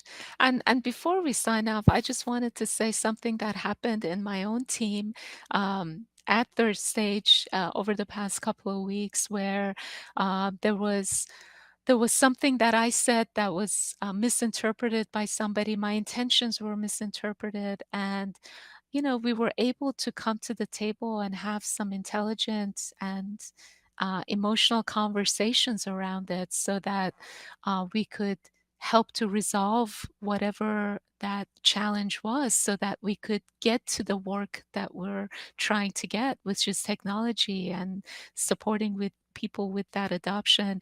And it didn't go past me how important that was, that my boss was able to bring his human intelligence into the conversation, that all the parties were able to come to the table, that whether we were reluctant or not, we were able to be able to say, hey, I'm feeling some stress around this situation or that situation, and how can we bring our humanity into this conversation so that we can resolve it? There's like hundreds and thousands of these instances that happen these days in the workplace as organizations are trying to go to their future state of technology innovation, and being able to slow down and bring our human and emotional intelligence into the workplace so that we can build bridges of understanding. We can build strong relationships that can withstand the turmoils that are in our way is really critical. And I'm so happy that I'm in an organization that really lives those values and is able to model that every day. All right, good stuff. Thank you, Noosh. Thank you so much for being here, and thank you to the audience for the great questions. A lot of good stuff we covered here, and we're going to take a quick break and unpack a couple of the themes that we discussed there with Noosh. But first, we're going to take a quick break. You're listening to Transformation Ground Control. When things are big that should be small, who can tell what magic spells will be doing? Are you looking to stay ahead of the curve in the ever-changing landscape of digital transformation? Then you need our newly released 2023 Digital Transformation Report. This comprehensive report covers the latest trends, technologies, and strategies to ensure your digital transformation is optimized for success. The 2023 Digital Transformation Report is packed full of proven methodologies and insights from experts in the independent digital transformation field. You'll also receive practical insights on how to implement digital transformation strategies within your unique organization. This free report is available for download on our website at thirdstage-consulting.com under our Thought Leadership section.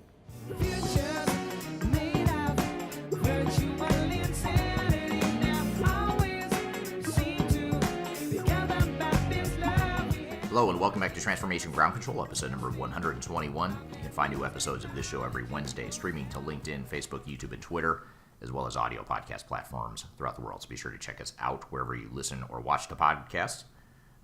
So we just had Noush Bayat on the show talking about man versus machine, human intelligence versus AI, sort of that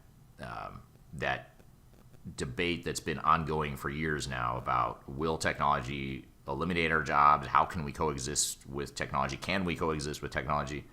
All that good stuff. And what's really interesting is this whole debate. I remember even when I was a kid, I grew up in the 80s, right? So I was moved to Colorado, in southern Colorado, a really small mountain town when I was 7 or 8 years old. And when I first moved to Colorado, my parents both coincidentally got jobs at Digital Equipment Corporation, which is no longer around. They no longer exist. They were acquired by Compaq years back, and I don't know what happened to them since. But moved to Colorado, they got jobs at Digital Equipment Corporation, which was based in, or they had a big office in Colorado Springs, which is close to where I grew up. I grew up in a small town up in the mountains, about 20 miles from Colorado Springs, a town called Woodland Park, and they worked at Digital, and I remember, it was all about computers and supercomputers. The Wang supercomputer was sort of like a big thing back then, and Digital themselves made big mainframes, big computer systems. And I remember, just the fear that I sensed as a kid that these computers are really cool, and I was always fascinated by computers and technology. But I also thought it just seemed a little scary, like, oh wow, these robots and computers and stuff like that could really eliminate our jobs. And so I just, a young age, and I think a lot of kids of the 80s, grew up with that sort of, I don't know if it was fear, but it just became such a part of our culture. Robots and sort of that futuristic sort of stuff, like Terminator came out in the 80s. A lot of computer-based, stories about technology, good and bad, that sort of thing. So something that's really been around for, most of my life, right? Ever since I was a kid, I remember this fear of technology, but it seems to be back. It's sort of like with ChatGPT now and AI. Though for whatever reason, that technology seems to be freaking people out more than, say, ERP systems might have, 20 or 30 years ago, or other types of technologies. There's always been sort of an underlying fear, and every organization goes through it. But I think it's just a sort of a stark reminder that, the undercurrent in society is sort of a general fear. And of course, we talked earlier in this episode in the Hot Topics, we talked about that Goldman Sachs study that predicted that 300 million jobs could be eliminated as a result of AI just in the US and Europe alone, not to mention other parts of the world. So, that certainly doesn't help people's anxiety levels or stress levels or fear levels or whatever the case may be. And so I think it's important to recognize that, and recognize that no matter what you're going through as an organization, when you're going through digital transformation, people are going to have some sort of underlying fear. And it may not be in the same way that I have, because I grew up in the 80s and my parents worked at a technology company. That's my own thing. But every organization and every person within an organization is going to have their own baggage, if you will, their own fears, their own stressors, or their own anxieties about what's going to happen to their job. And so it's really important to recognize that and be cognizant of it, that you have to assume that even the best intentioned people are going to have some sort of fear. They're going to have some uncertainty, and they're going to have some doubt as to what technology is going to do to them. And they may fully be on board with the idea of deploying technology and going through digital transformation because they know it can help an organization. So on the surface, they're on board. They think, okay, I get it. I understand why we're deploying technologies. But then when you really start to dig deeper and peel back the onion of that person's job, of my job, and now you're telling me that you're going to automate stuff, you're going to change and disrupt my daily life, that's where I start to freak out. And so I might still be on board with the long-term vision and the plan for digital transformation within our organization, but now that it's affecting me and it's getting personal, that's where I start to resist, and that's where I start to freak out or not be as on board as I should be to be as supportive as I could be for the project. So those are the kinds of things you have to think about is from a change management perspective. How do you bridge that gap? And how do you address that undercurrent of fear that many organizations have? And I think this conversation with Noush really did a nice job she did a nice job of really explaining and helping us understand how the two can coexist. I love having Noush on the show, and I love working with Noush because she's such a positive person, and she has such a positive view on just life in general, and certainly professionally has a very positive view as well.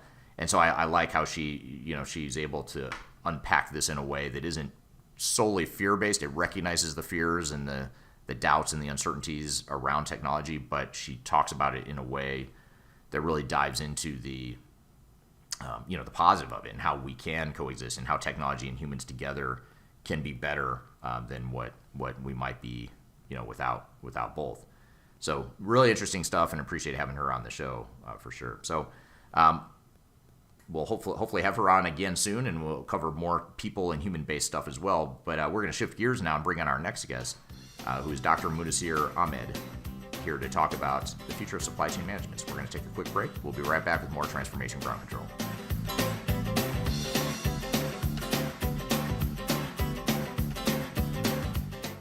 If you are aiming for transformation success, turn to Third Stage Consulting Group. Third Stage's independent and technology agnostic consulting team helps clients define their digital strategies, define their roadmaps, and manage their transformations. With offices in the US, Europe, and Australia, our team helps the world's most forward-thinking organizations through their transformation pitfalls and risks. If you are embarking on a digital transformation or business change initiative, contact Third Stage Consulting to see how we can help you reach the third stage of transformation success. Learn more about us and download independent reports, videos, and other best practices at thirdstage-consulting.com.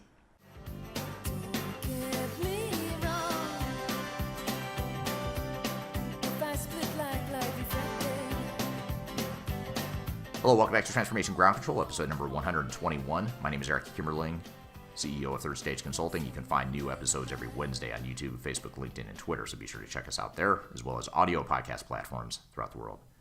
So our next guest is actually a previous guest, or this interview was one that we published on this podcast over a year ago, I believe it was.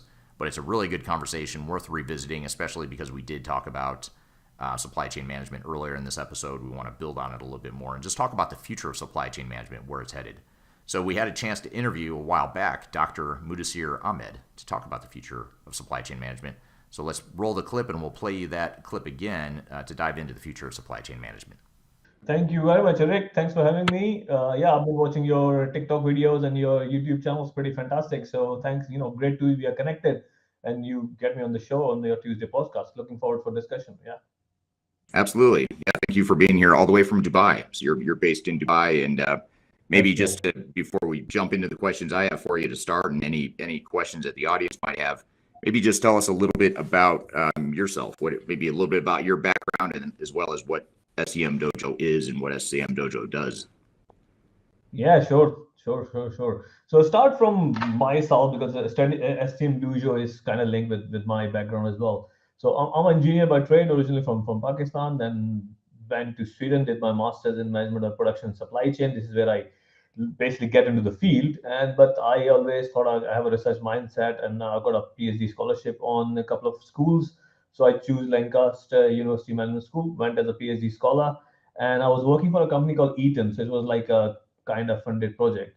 And then Eaton said, why don't you work full time with us and we'll fund your PhD? I said, yeah, that sounds good to me. So basically, then I worked for Eaton, is an American company, from 2005 until 2017, and I did a lot of jobs, almost all the jobs in supply chain, buyer, demand planner, materials manager, supply chain manager, manufacturing manager, logistics director. I've done all of that, hands up. Then when I finished my PhD in 2015-16, I realized there's not a lot of practical content. So, there was a lot of content out there from we call it this inbound marketing people, social media influencers, especially on the digital marketing people, top 10 ways how to improve your LinkedIn profile, or, top 10 people to follow in wherever. I just realized that there's not enough practical content for the supply chain because it's very much descriptive. And being a supply chain person, I realize also that if you think about these standard chartered bodies like Apex or SIPS or ISM, I mean, they have done, all of them have done a great job, but they just push theory so much. But if you go into the field of supply chain, theory is important, theory is relative, is a hygiene factor, you need it. But what makes you differentiated from your competition or your peers is how good you are in understanding technology and how good you are in understanding the people side of this. If that means your leadership skills, your communication skills, your networking skills, managing up, managing down, so on and so forth. I come up with this model of I want to write a content which is helpful for the supply chain people, because basically whatever I've learned in 12, 13 years in industry. So I started with my own name, Muddassir, that was a blog. For example, I start writing things like 18 ways how to reduce inventory, or 25 different interview questions, because I interview a lot of people or give a lot of interviews as well. So it resonated with people. And then I think 17, 18, one of my bosses moved to Dubai. He was the head of Bridgestone, and he said, why don't you come for us? So I was the head of planning and operations for Bridgestone. So when I come to Dubai, actually, people started inviting me into a lot of conferences as a speaker or etc. And I just realized I should change the brand into something more useful. So hence the birth of SCMDOJO, July 2018. Dojo is a Japanese word which means place to stay and meditate. So it's coming from this whole judo karate background. So the vision of SCMDOJO is to help supply chain functions and supply chain community to do better in their job. So, and what I mean by to do better in their job and solve problems. So, for example, if you're looking for courses, we have a best-in-class tutors here. We have on-demand courses I have a course on SNOP, sourcing, modern warehousing, and we have recorded about 27 courses which will be going live. What is very interesting we have is the best practices. So, for example, if you want to have a SOP of how to do stock take or cycle counting or plan for every part, or basically your boss asks you, oh, let's improve our KPI, supply chain KPI dashboard. So all of them you can come to SCMDOJO, you can buy, you can download, you can customize, you can look very good in front of boss. I don't mind. Actually, you can sell it as well if you like. I don't really care either way, right? So we got a lot of best practice content, and we also have a lot of self-assessment tools which management consultants sell it for thousands of dollars. So for example, one of the famous ones I have is the materials management competency assessment, which got around 11 categories, 78 different questions. So if you're a supply chain manager, supply chain director, or supply chain or professional in general, so if you want to know how good you are into all dimensions of supply chain material management, you can go to SCMDOJO/tools, conduct the tools, and then it will give you a spider chart at the end. It will tell you the gaps you have in your knowledge, and you can improve. So We have a lot of self-assessment tools, a lot of best practice guides and content. And our aim is to become platform. What I mean by platform is it's not just me. We've got 11, 12 different contributors, and the idea is to have people like you, Eric, and any other supply chain leaders and expert listening to this podcast come and join me, contact me, and will you have an as an expert, so you can, we can help you distribute your own knowledge into some kind of product. So our vision is to become the go-to place for supply chain community when it comes to knowledge, content, and access and mentoring as well. Yeah, that's great, and it's a great model, and I think you've identified a significant need in the marketplace for that practical knowledge. So that's pretty cool that you started it, and the timing is certainly good. I'm sure you didn't know ahead of time back in 2018 that how important supply chain management would become and how much of a buzzword it would become. Agree. Just to add one thing and credit to you as well, because thanks to COVID, I find COVID pretty interesting actually. It has given two things to us. First of all, it forces us to watch videos. So my YouTube channel has gone bigger and maybe yours, so we talking to each other. And second, it has proven that a lot of supply chain functions, in supply chain, we manage information, right? Mostly to manage materials, to manage the money back. And we can do a lot of supply chain jobs remotely, right? Which gives us access. I mean, look at this conversation. We connected digitally and we're talking about it. So I am totally firm believer that supply chain has become global for last 2-3 decades anyway. But I am a firm believer that supply chain jobs will now also become global, very much like what happened to IT industry. Right. Yeah, absolutely. Yeah, even more so over time. And I'd love to hear too from the audience. Thank you for everyone who dropped in the chat where you're from, but I'd love to hear sort of what your role is, just for people that are joining us live here. Are you in the supply chain field? What is your role? Are you a consultant? Are you just interested in supply chain management? I'd love to hear from the audience here in terms of how you fit into the supply chain world and sort of what your interests are. But as the audience is answering that question, another question for you, Muddassir, is what do you see as the biggest challenges in today's supply chain environment? Everyone's talking about it. Everyone's pretty well aware of supply chain bottlenecks and breakdowns and disruptions, but what do you see as the biggest issues just based on your experience in the supply chain? I'm going to give you a short answer, but I'm going to give you a long answer later on as well, right? Because I think it's important to go back. The Sure. short answer here is, if you see the 3 V's of supply chain, the visibility, velocity, and variability. So we clearly have a big issue around the visibility. I think we all agree to that part as well, right? And which leads to the how we want to make our supply chain more agile, more faster, more, from the velocity perspective, right?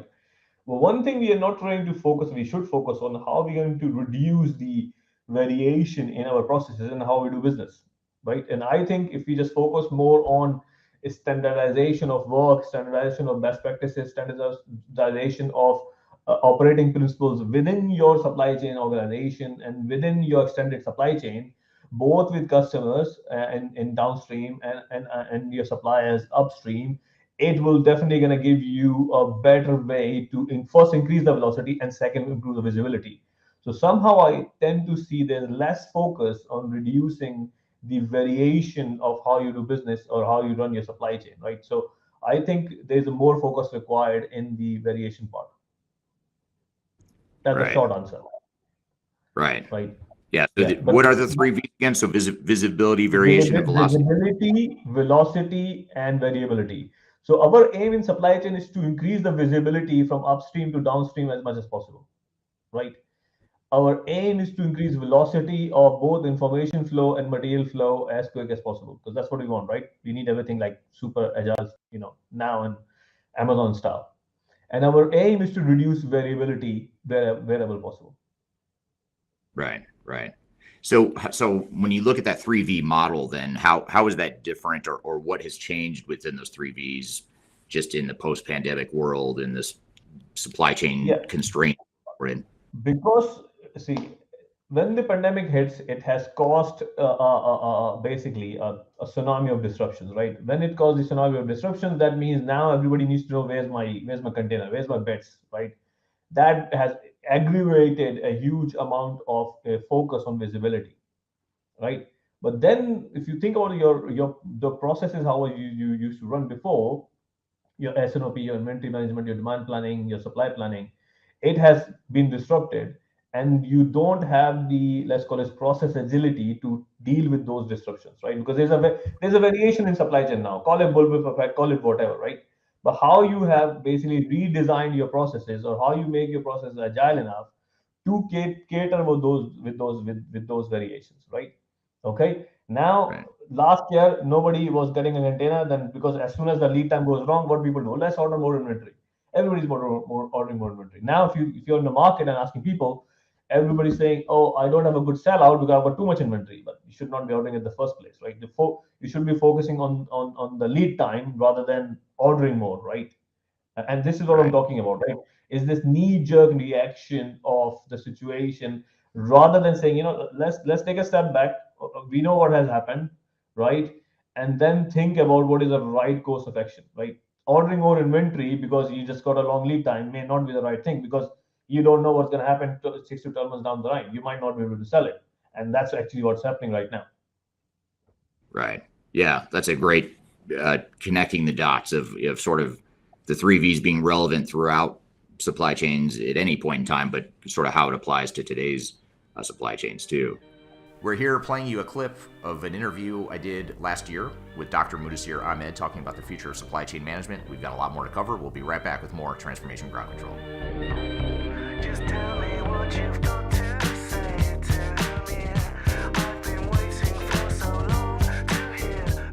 If you are aiming for transformation success, turn to Third Stage Consulting Group.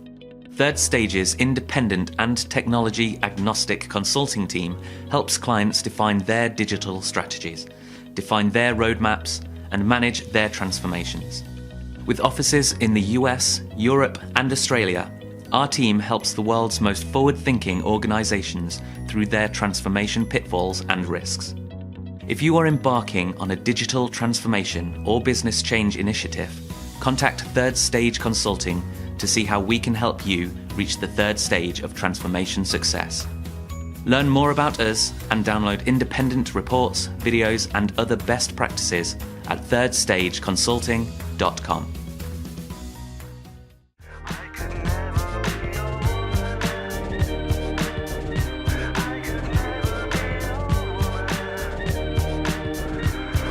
Hello, welcome back to Transformation Ground Control, episode number 121. My name is Eric Kimberling. You can find new episodes every Wednesday on YouTube, LinkedIn, Facebook, Twitter, as well as audio podcast platforms throughout the world. We're here playing you a clip with Dr. Muddassir Ahmed, chatting with me about the future of supply chain management. Let's jump back into the conversation. One more thing I want to add on this. So if you go back to the history and evolution part, so supply chain, and this is another important, I think this is also good for supply chain. So supply chain was never considered as a strategic function before COVID. And I think we all agree to that in some different nuance form, right? So supply chain was not even a word until 2000, right? So if you see the history of supply chain, it was like transportation, then 60s was distribution, then it was materials management, and then logistics management in 1990s, and then 2000, the supply chain is born, right? But from the 2010 onwards, so if you go to SCMDOJO, I wrote a blog on evolution of supply chain logistics. The COVID has accelerated the digitalization of supply chain, I think, by 5x, right? It is faster and faster than it. If the COVID would have not happened, we probably won't be focusing on it. But now, because COVID has happened, now there's a huge push on supply chain digitalization, both integration, both upstream and downstream, either cloud solutions or ERP integrations or whatever, right? Is to have a better visibility of the demand patterns, right? Which again, I think is turned out to be a good thing for supply chain strategically. So there's a focus on digitalization, there's a money on the table. That's why you are expert on it. That's why I watch your videos, and I think I do the same thing. And I think that's a good thing, right? What do you think about that, Eric? Yeah, I totally agree. I mean, I think it's sort of accelerated a trend that was already starting, but it's fast tracked it, and it's exposed. The pandemic exposed a lot of weaknesses and deficiencies in the supply chain. I think maybe we were fortunate for 10 or 20 years to have pretty stable supply chains, especially with globalization. And, it took a long time to build these global supply chains that worked really well in a predictable environment. But in an unpredictable environment, we were finding maybe it doesn't work so well. Maybe we need to rethink how we have the visibility and the variability in our processes and all that stuff. So, and that's a way digitization can help all those, the three V's that you talked. Yeah, and that's the future. That's essentially the answer of this, of the of this conversation, right? The future of supply chain. The future of supply chain is going toward more digital and building both digital competencies for your supply chain and for your people. Right. Yeah, absolutely. And here's a question from our audience, actually, that your response there was a perfect segue into this question from Roger on YouTube, and I'll put it up on the screen for those that are watching. But are supply chain implementations using SAP or NetSuite doing Agile? It's been a few years since I've done these implementations. Everyone was still on waterfall or a hybrid approach. And back to your point about digitization and use of technology in supply chains, what are your thoughts on this, especially as organizations have these knee-jerk reactions that you talked about, and they're trying to do stuff quickly? How do you see Agile fitting into supply chain transformations, or do you see Agile fitting in? I definitely see Agile fitting in. That's what it is designed, because the more digital we get, that means we are more getting into the best practices developed in IT industry. That, I mean, I'm trying to make an easy comparison, but I think it's a relevant comparison, right? Because what is digitalization? So I asked this question actually pretty much. So what is the difference between digitalization and digital transformation? And it is astonishing that everybody says the same thing. But no, because I'm a researcher, right? I'm an academic guy at the same time. I want to differentiate the definition. There's a clear differentiation. So my watch is basically a digital watch, but it used to be analog, right? So I made something analog to digital, right? Digitalization is then if I start producing data like health data, right, which is asking me to run more or do something, that means that is digitalization. Digital transformation is using digital technologies digital technologies to improve your internal processes or provide more value to a customer. That is digital transformation. So if you think you are digitalizing, yeah, you're using digital data to create more data to change some behavior, but you're not really changing your business model. If you're not really changing your business model, then you're not doing any digital transformation. So now with this very specific definition, I'm going to answer the question, right? So because again, we're talking about IT, so Agile will definitely work. So everybody should learn Agile. Everybody should know what is MVP. Everybody should know what is wireframing, because you all should be doing it. I can promise you that. If you don't know what is minimum viable product, if you don't know what is wireframing, start learning, right? It's all those terms. I've done a digital transformation project within Bridgestone. It was a success story, big time. I've learned that by doing it. So I'm promote this concept more and more, right? So buy a book called Lean Startup by Eric Ries, fantastic book. Okay, now, if you Google right now, anybody sitting on a laptop, why ERP sucks, you should find SCMDOJO blog, number one. And since you are an ERP expert, Eric, right? I mean, I think you should read that and give me your critical commentary. I will. That's good. Yeah, so one of my critical commentary in that blog is, it's an old blog actually, 2.5 years old blog, that what ERP has done, even with SAP HANA, I never use NetSuite, so I'm not going to go down the NetSuite way because I don't know that ERP. Well, I know SAP, right? They've come up, they took this enterprise cloud, enterprise ERP, put them into the cloud. It still have this bloody same T code and a bit more business analytics, and you can do some queries. I mean, I used to use Cognos 10 years ago. I used to write queries before in VPEX. So writing queries is not a new thing. So what is new actually? So my biggest criticism is following. ERP is the biggest database for your business, right? All your sales data, your planning data, your orders data, everything is there. Your routing data, everything is there. But why ERP right now is not smart, and I don't want to swear it because I don't know a lot of people are there. Why it's not smart? It's not smart enough to give me my predictive analytics, my prescriptive analytics. Why in this age I have to download all my planning data, then do my inventory optimization, made to order, made to stock analysis, and then decide to reduce my sales? SAP should have those ML AI rules built in and should be suggesting to us, right? Okay, you put a safety stock in, you're not selling, change it, right? Or convert this made to stock item to made to order item. The rule should be defined.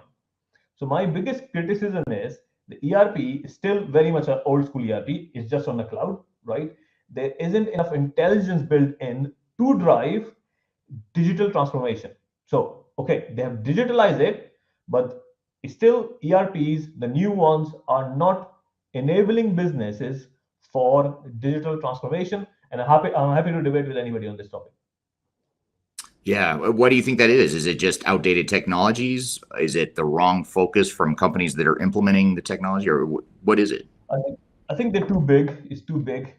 SAP is too big. I think we see the. I mean, you probably know more than me on this. If I'm not wrong, the top five ERP players covers 65% of the market, right? Between SAP, Microsoft, NetSuite, Oracle, right? And Yeah. and they got so much. They make so much money in doing what they're doing. They probably don't need to. So I personally think there is a disruption required in the whole ERP market in itself. So ERP was a database with a fixed flows. I'm coming up with the theory of why don't we create a product which is workflow based and connected with databases. So you can actually have a more, let's call it flexible workflows, which is linked to whatever database you wanted, and now you can do whatever after that. So I think there's potential of doing it if you think about it differently. Oh, thanks Yeah. for sharing the link actually. Yeah. Okay, somebody shared the link as well. Kyler, thank you. Yep. And our marketing team just dropped in the chat the link to the Why ERP Sucks blog. And now I'm gonna have to go read it now. I'm intrigued. I want to know what your what your thoughts are on that. So I'll be sure to share some feedback with that too. So that's interesting because just to back up for a second, then with this whole ERP versus today's supply chain issues, it seems like ERP and back to the original question, by the way, related to Agile versus waterfall.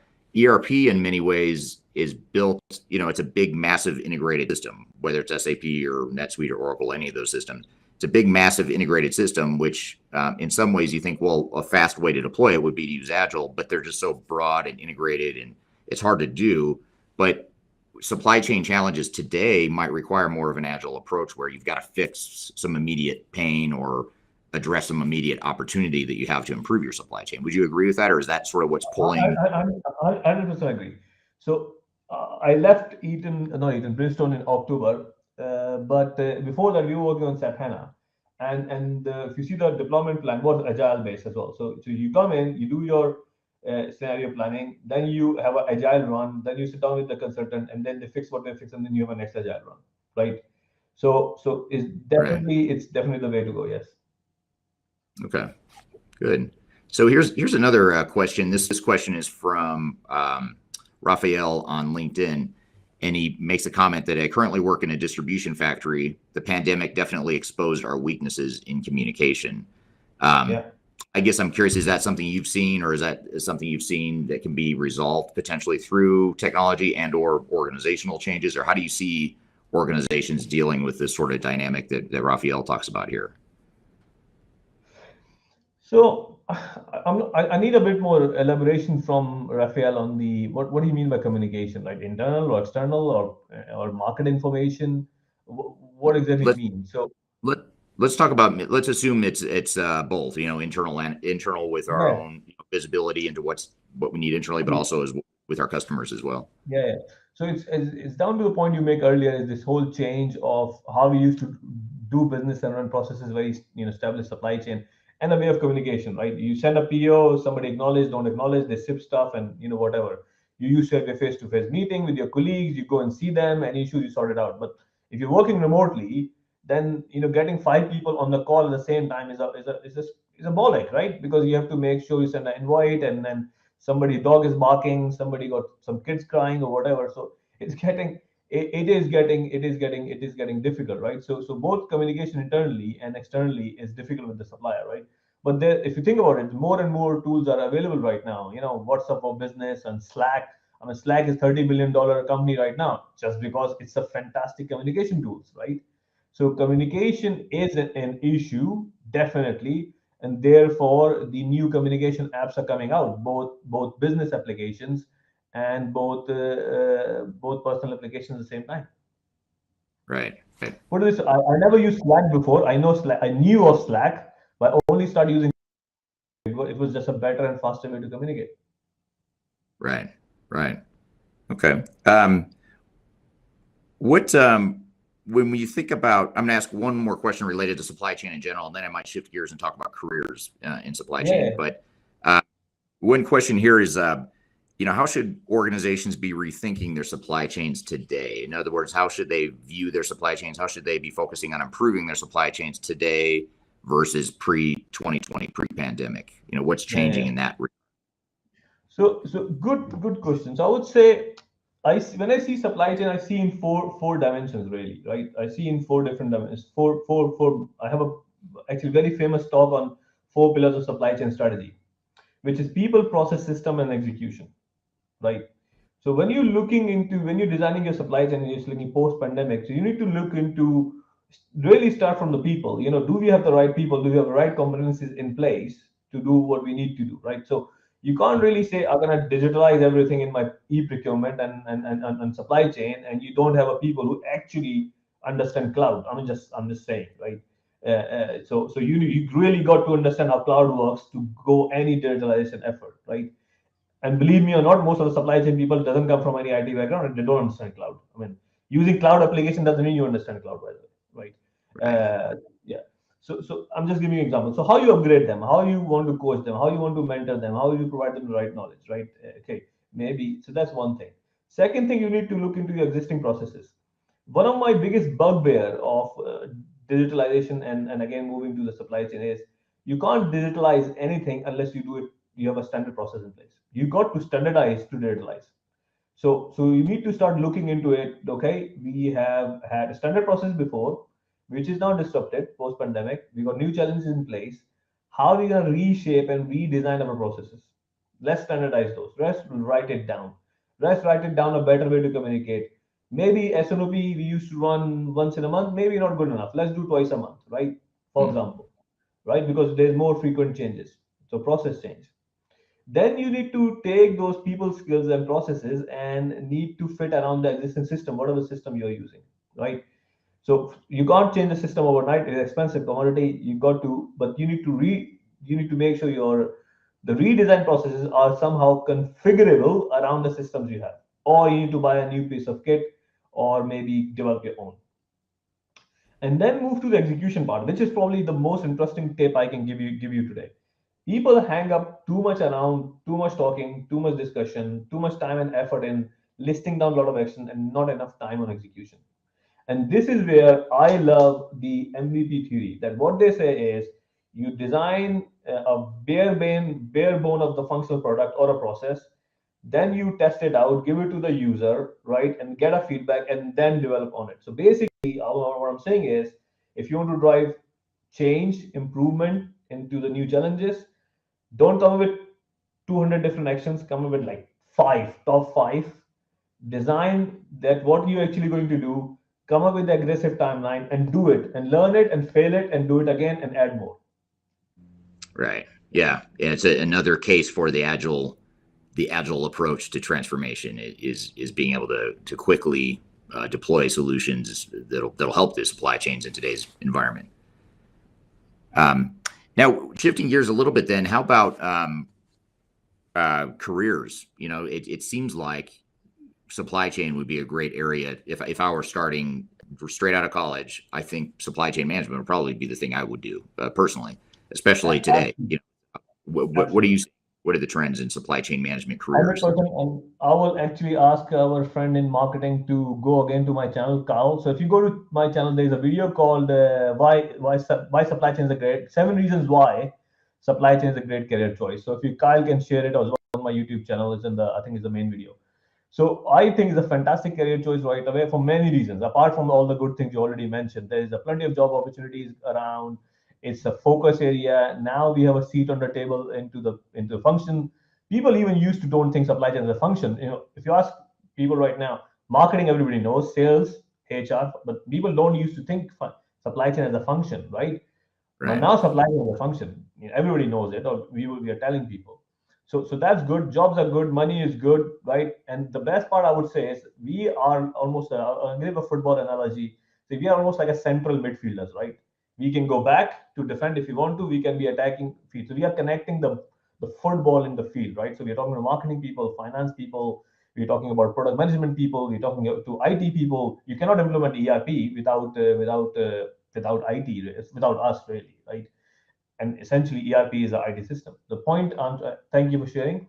Paris has shared it as well. So the point is, you don't have to, if you don't like supply chain, that's okay, right? Spend 2-3 years. You can go to marketing. You can go to sales. In fact, you can go to operations. I've done a job of manufacturing. So it give you a many easier way to maneuver within the business. right? Even I had an analyst, he has a bachelor's in statistics. He worked with me as a supply chain analyst, didn't like it, moved to finance. So you can move to finance as an analyst, you can do whatever, right? So this goes. The second is give you a growing opportunity. I mean, which is the biggest company right now in the world? Apple. Who's the CEO of Apple? Tim Cook. Who is this guy? He's a supply chain guy. So you can become a CEO as well. Historically, you either have to be a sales guy or you have to be not. I should not use the word guy. Salesperson, salesman and woman, or financial man and woman to become the CEO, because that's like the almost the criteria, or MBA. You don't have to do now. You really don't have to, right? So you can be an engineer or supply, you can become a CEO. Another thing is I have traveled about 38 countries, and I can tell you this: out of 38, 30 are company funded.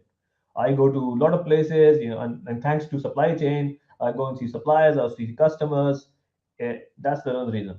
The third thing, second last would be supply chain is never boring. There's always a flipping separate problem every day, and quite funny ones, right? So one day, quick story: I turn up to as a supply chain manager, and people said, "Oh, we need you on down in the warehouse." I was like, "What's the emergency?" He said, "There's a guy, he come on drunk, and he is on the forklift truck driving, and he's just asking you."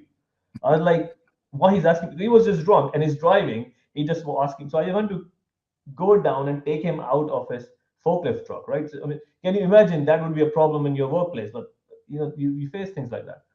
And I think lastly is supply chain is great fun. It's great fun. You can learn new things. It's not boring. So I can sell supply chain to a schemo. Yeah. We're here playing you a clip of an interview I did last year with Dr. Muddassir Ahmed talking about the future of supply chain management. We've got a lot more to cover. We'll be right back with more Transformation Ground Control. Could you whisper in my ear the things you want to feel? I'll give you anything.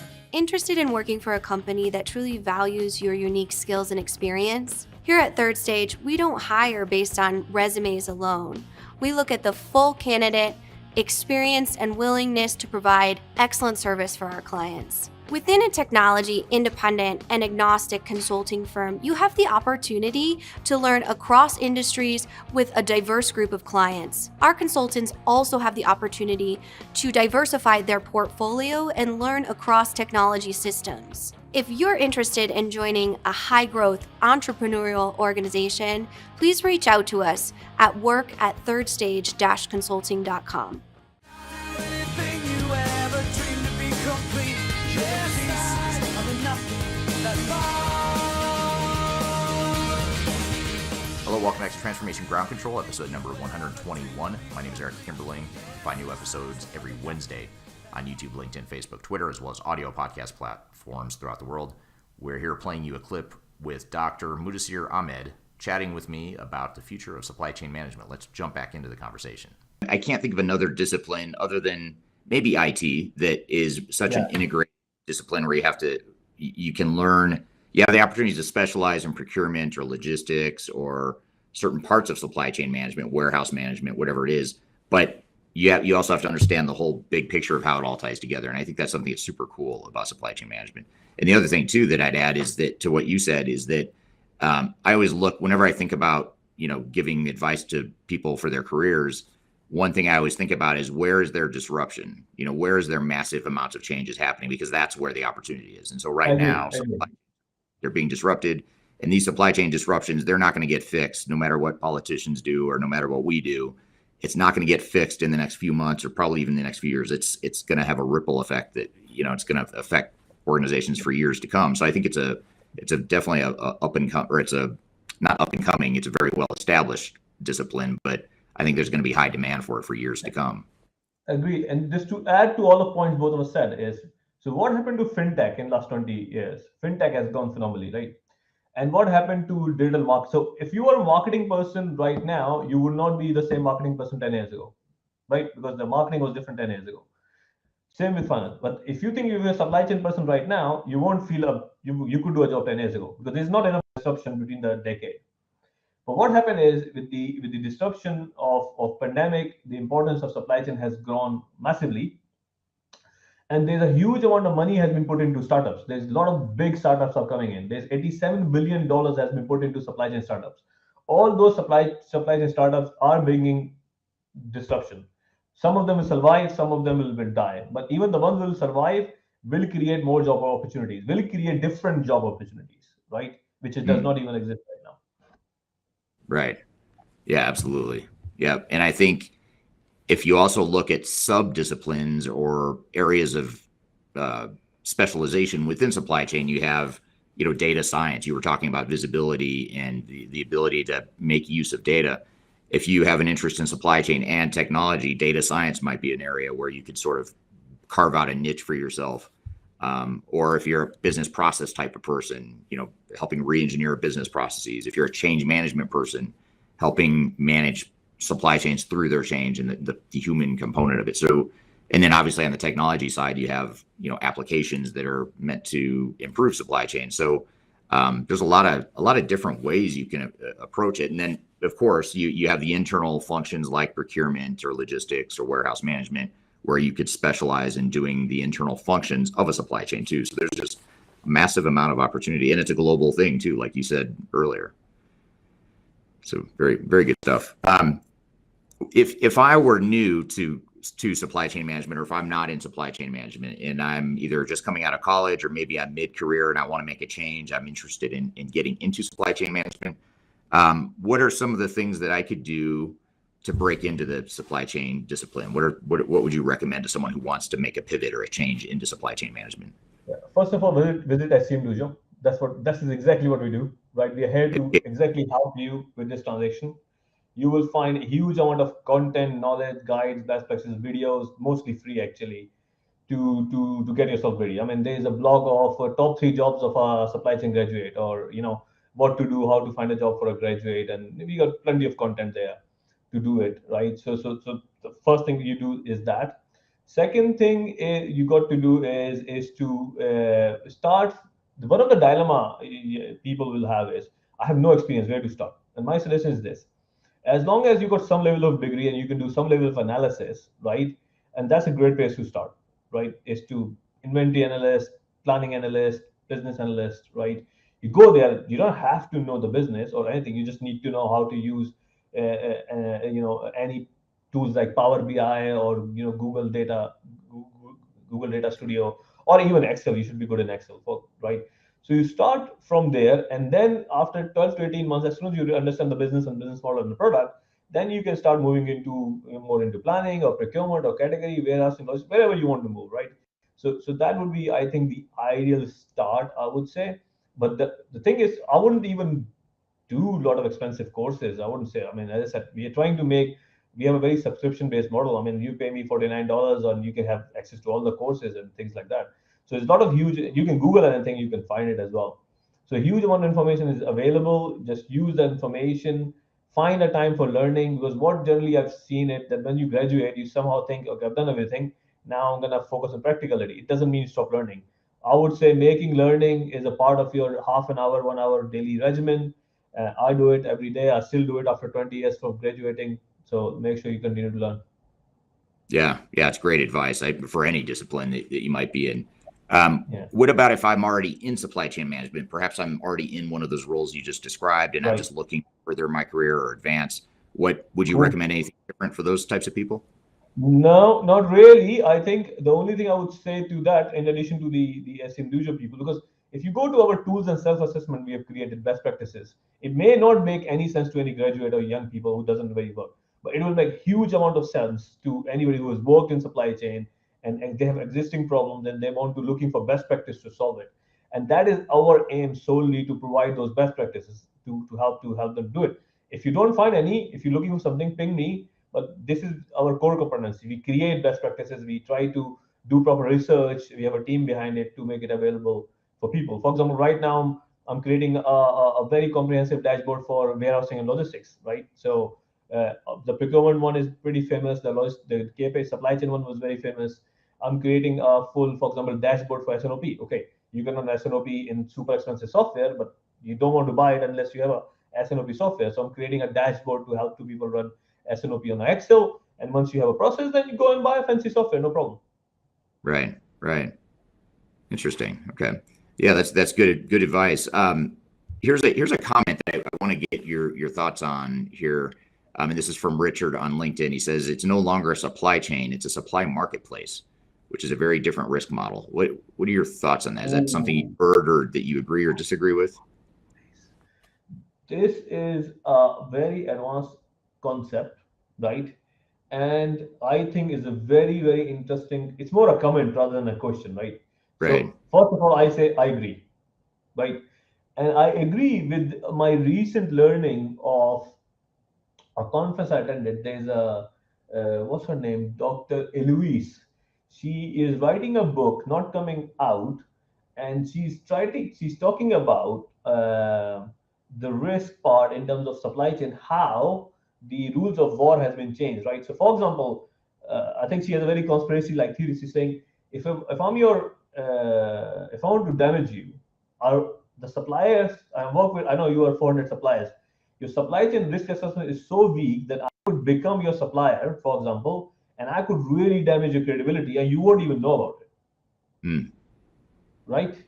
And right. and then she gives some military examples. How I don't want to go into the book and what she gave examples for, that how America and few other people are really, I think some military example where it was a deliberate effort by a country to become a supplier for the army to make sure they damage their supply chains and not to make the armors.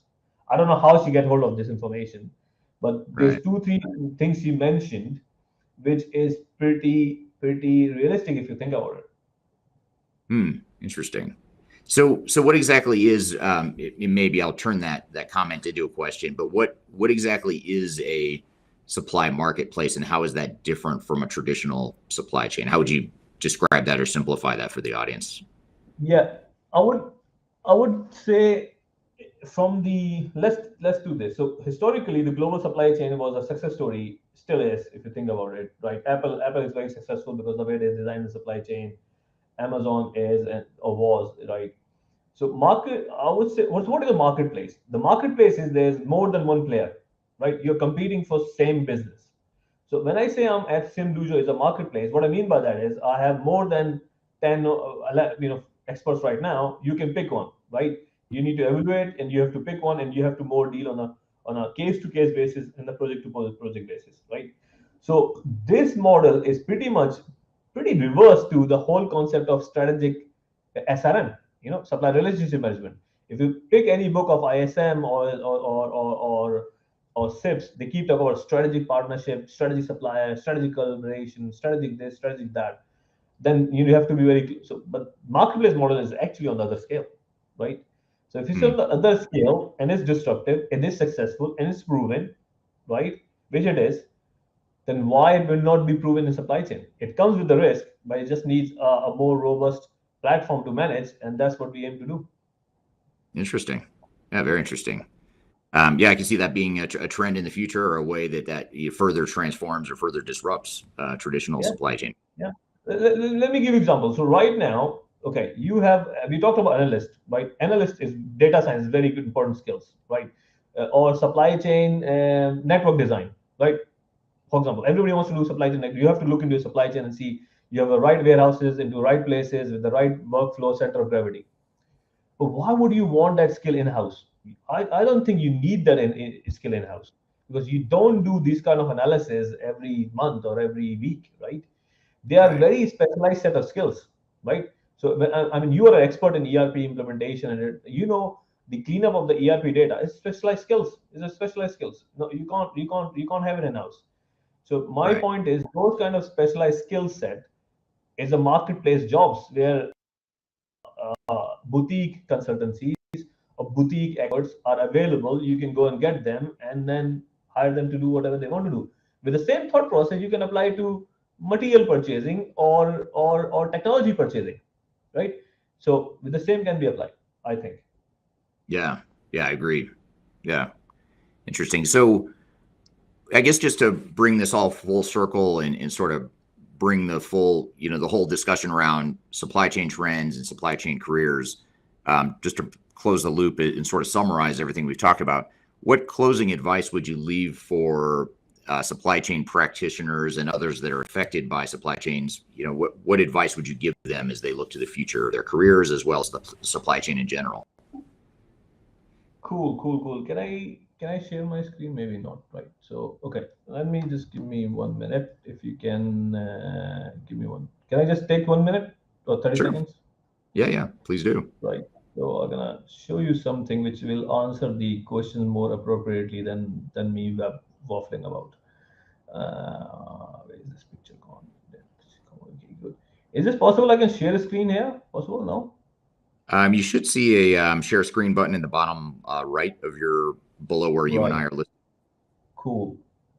Right. Okay. So I'm sharing my screen. Can you see? Oh, I have to accept it here. 1 second. There we go. Yep, Right. we see it now. Can you see now?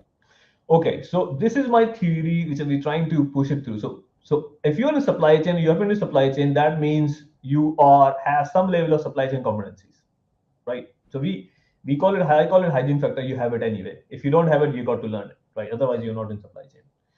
Then Right. the second factor is your people skills, which I mentioned in terms of your communication skills, presentation skills, negotiation, managing up and down. It also involves your social media skills somehow.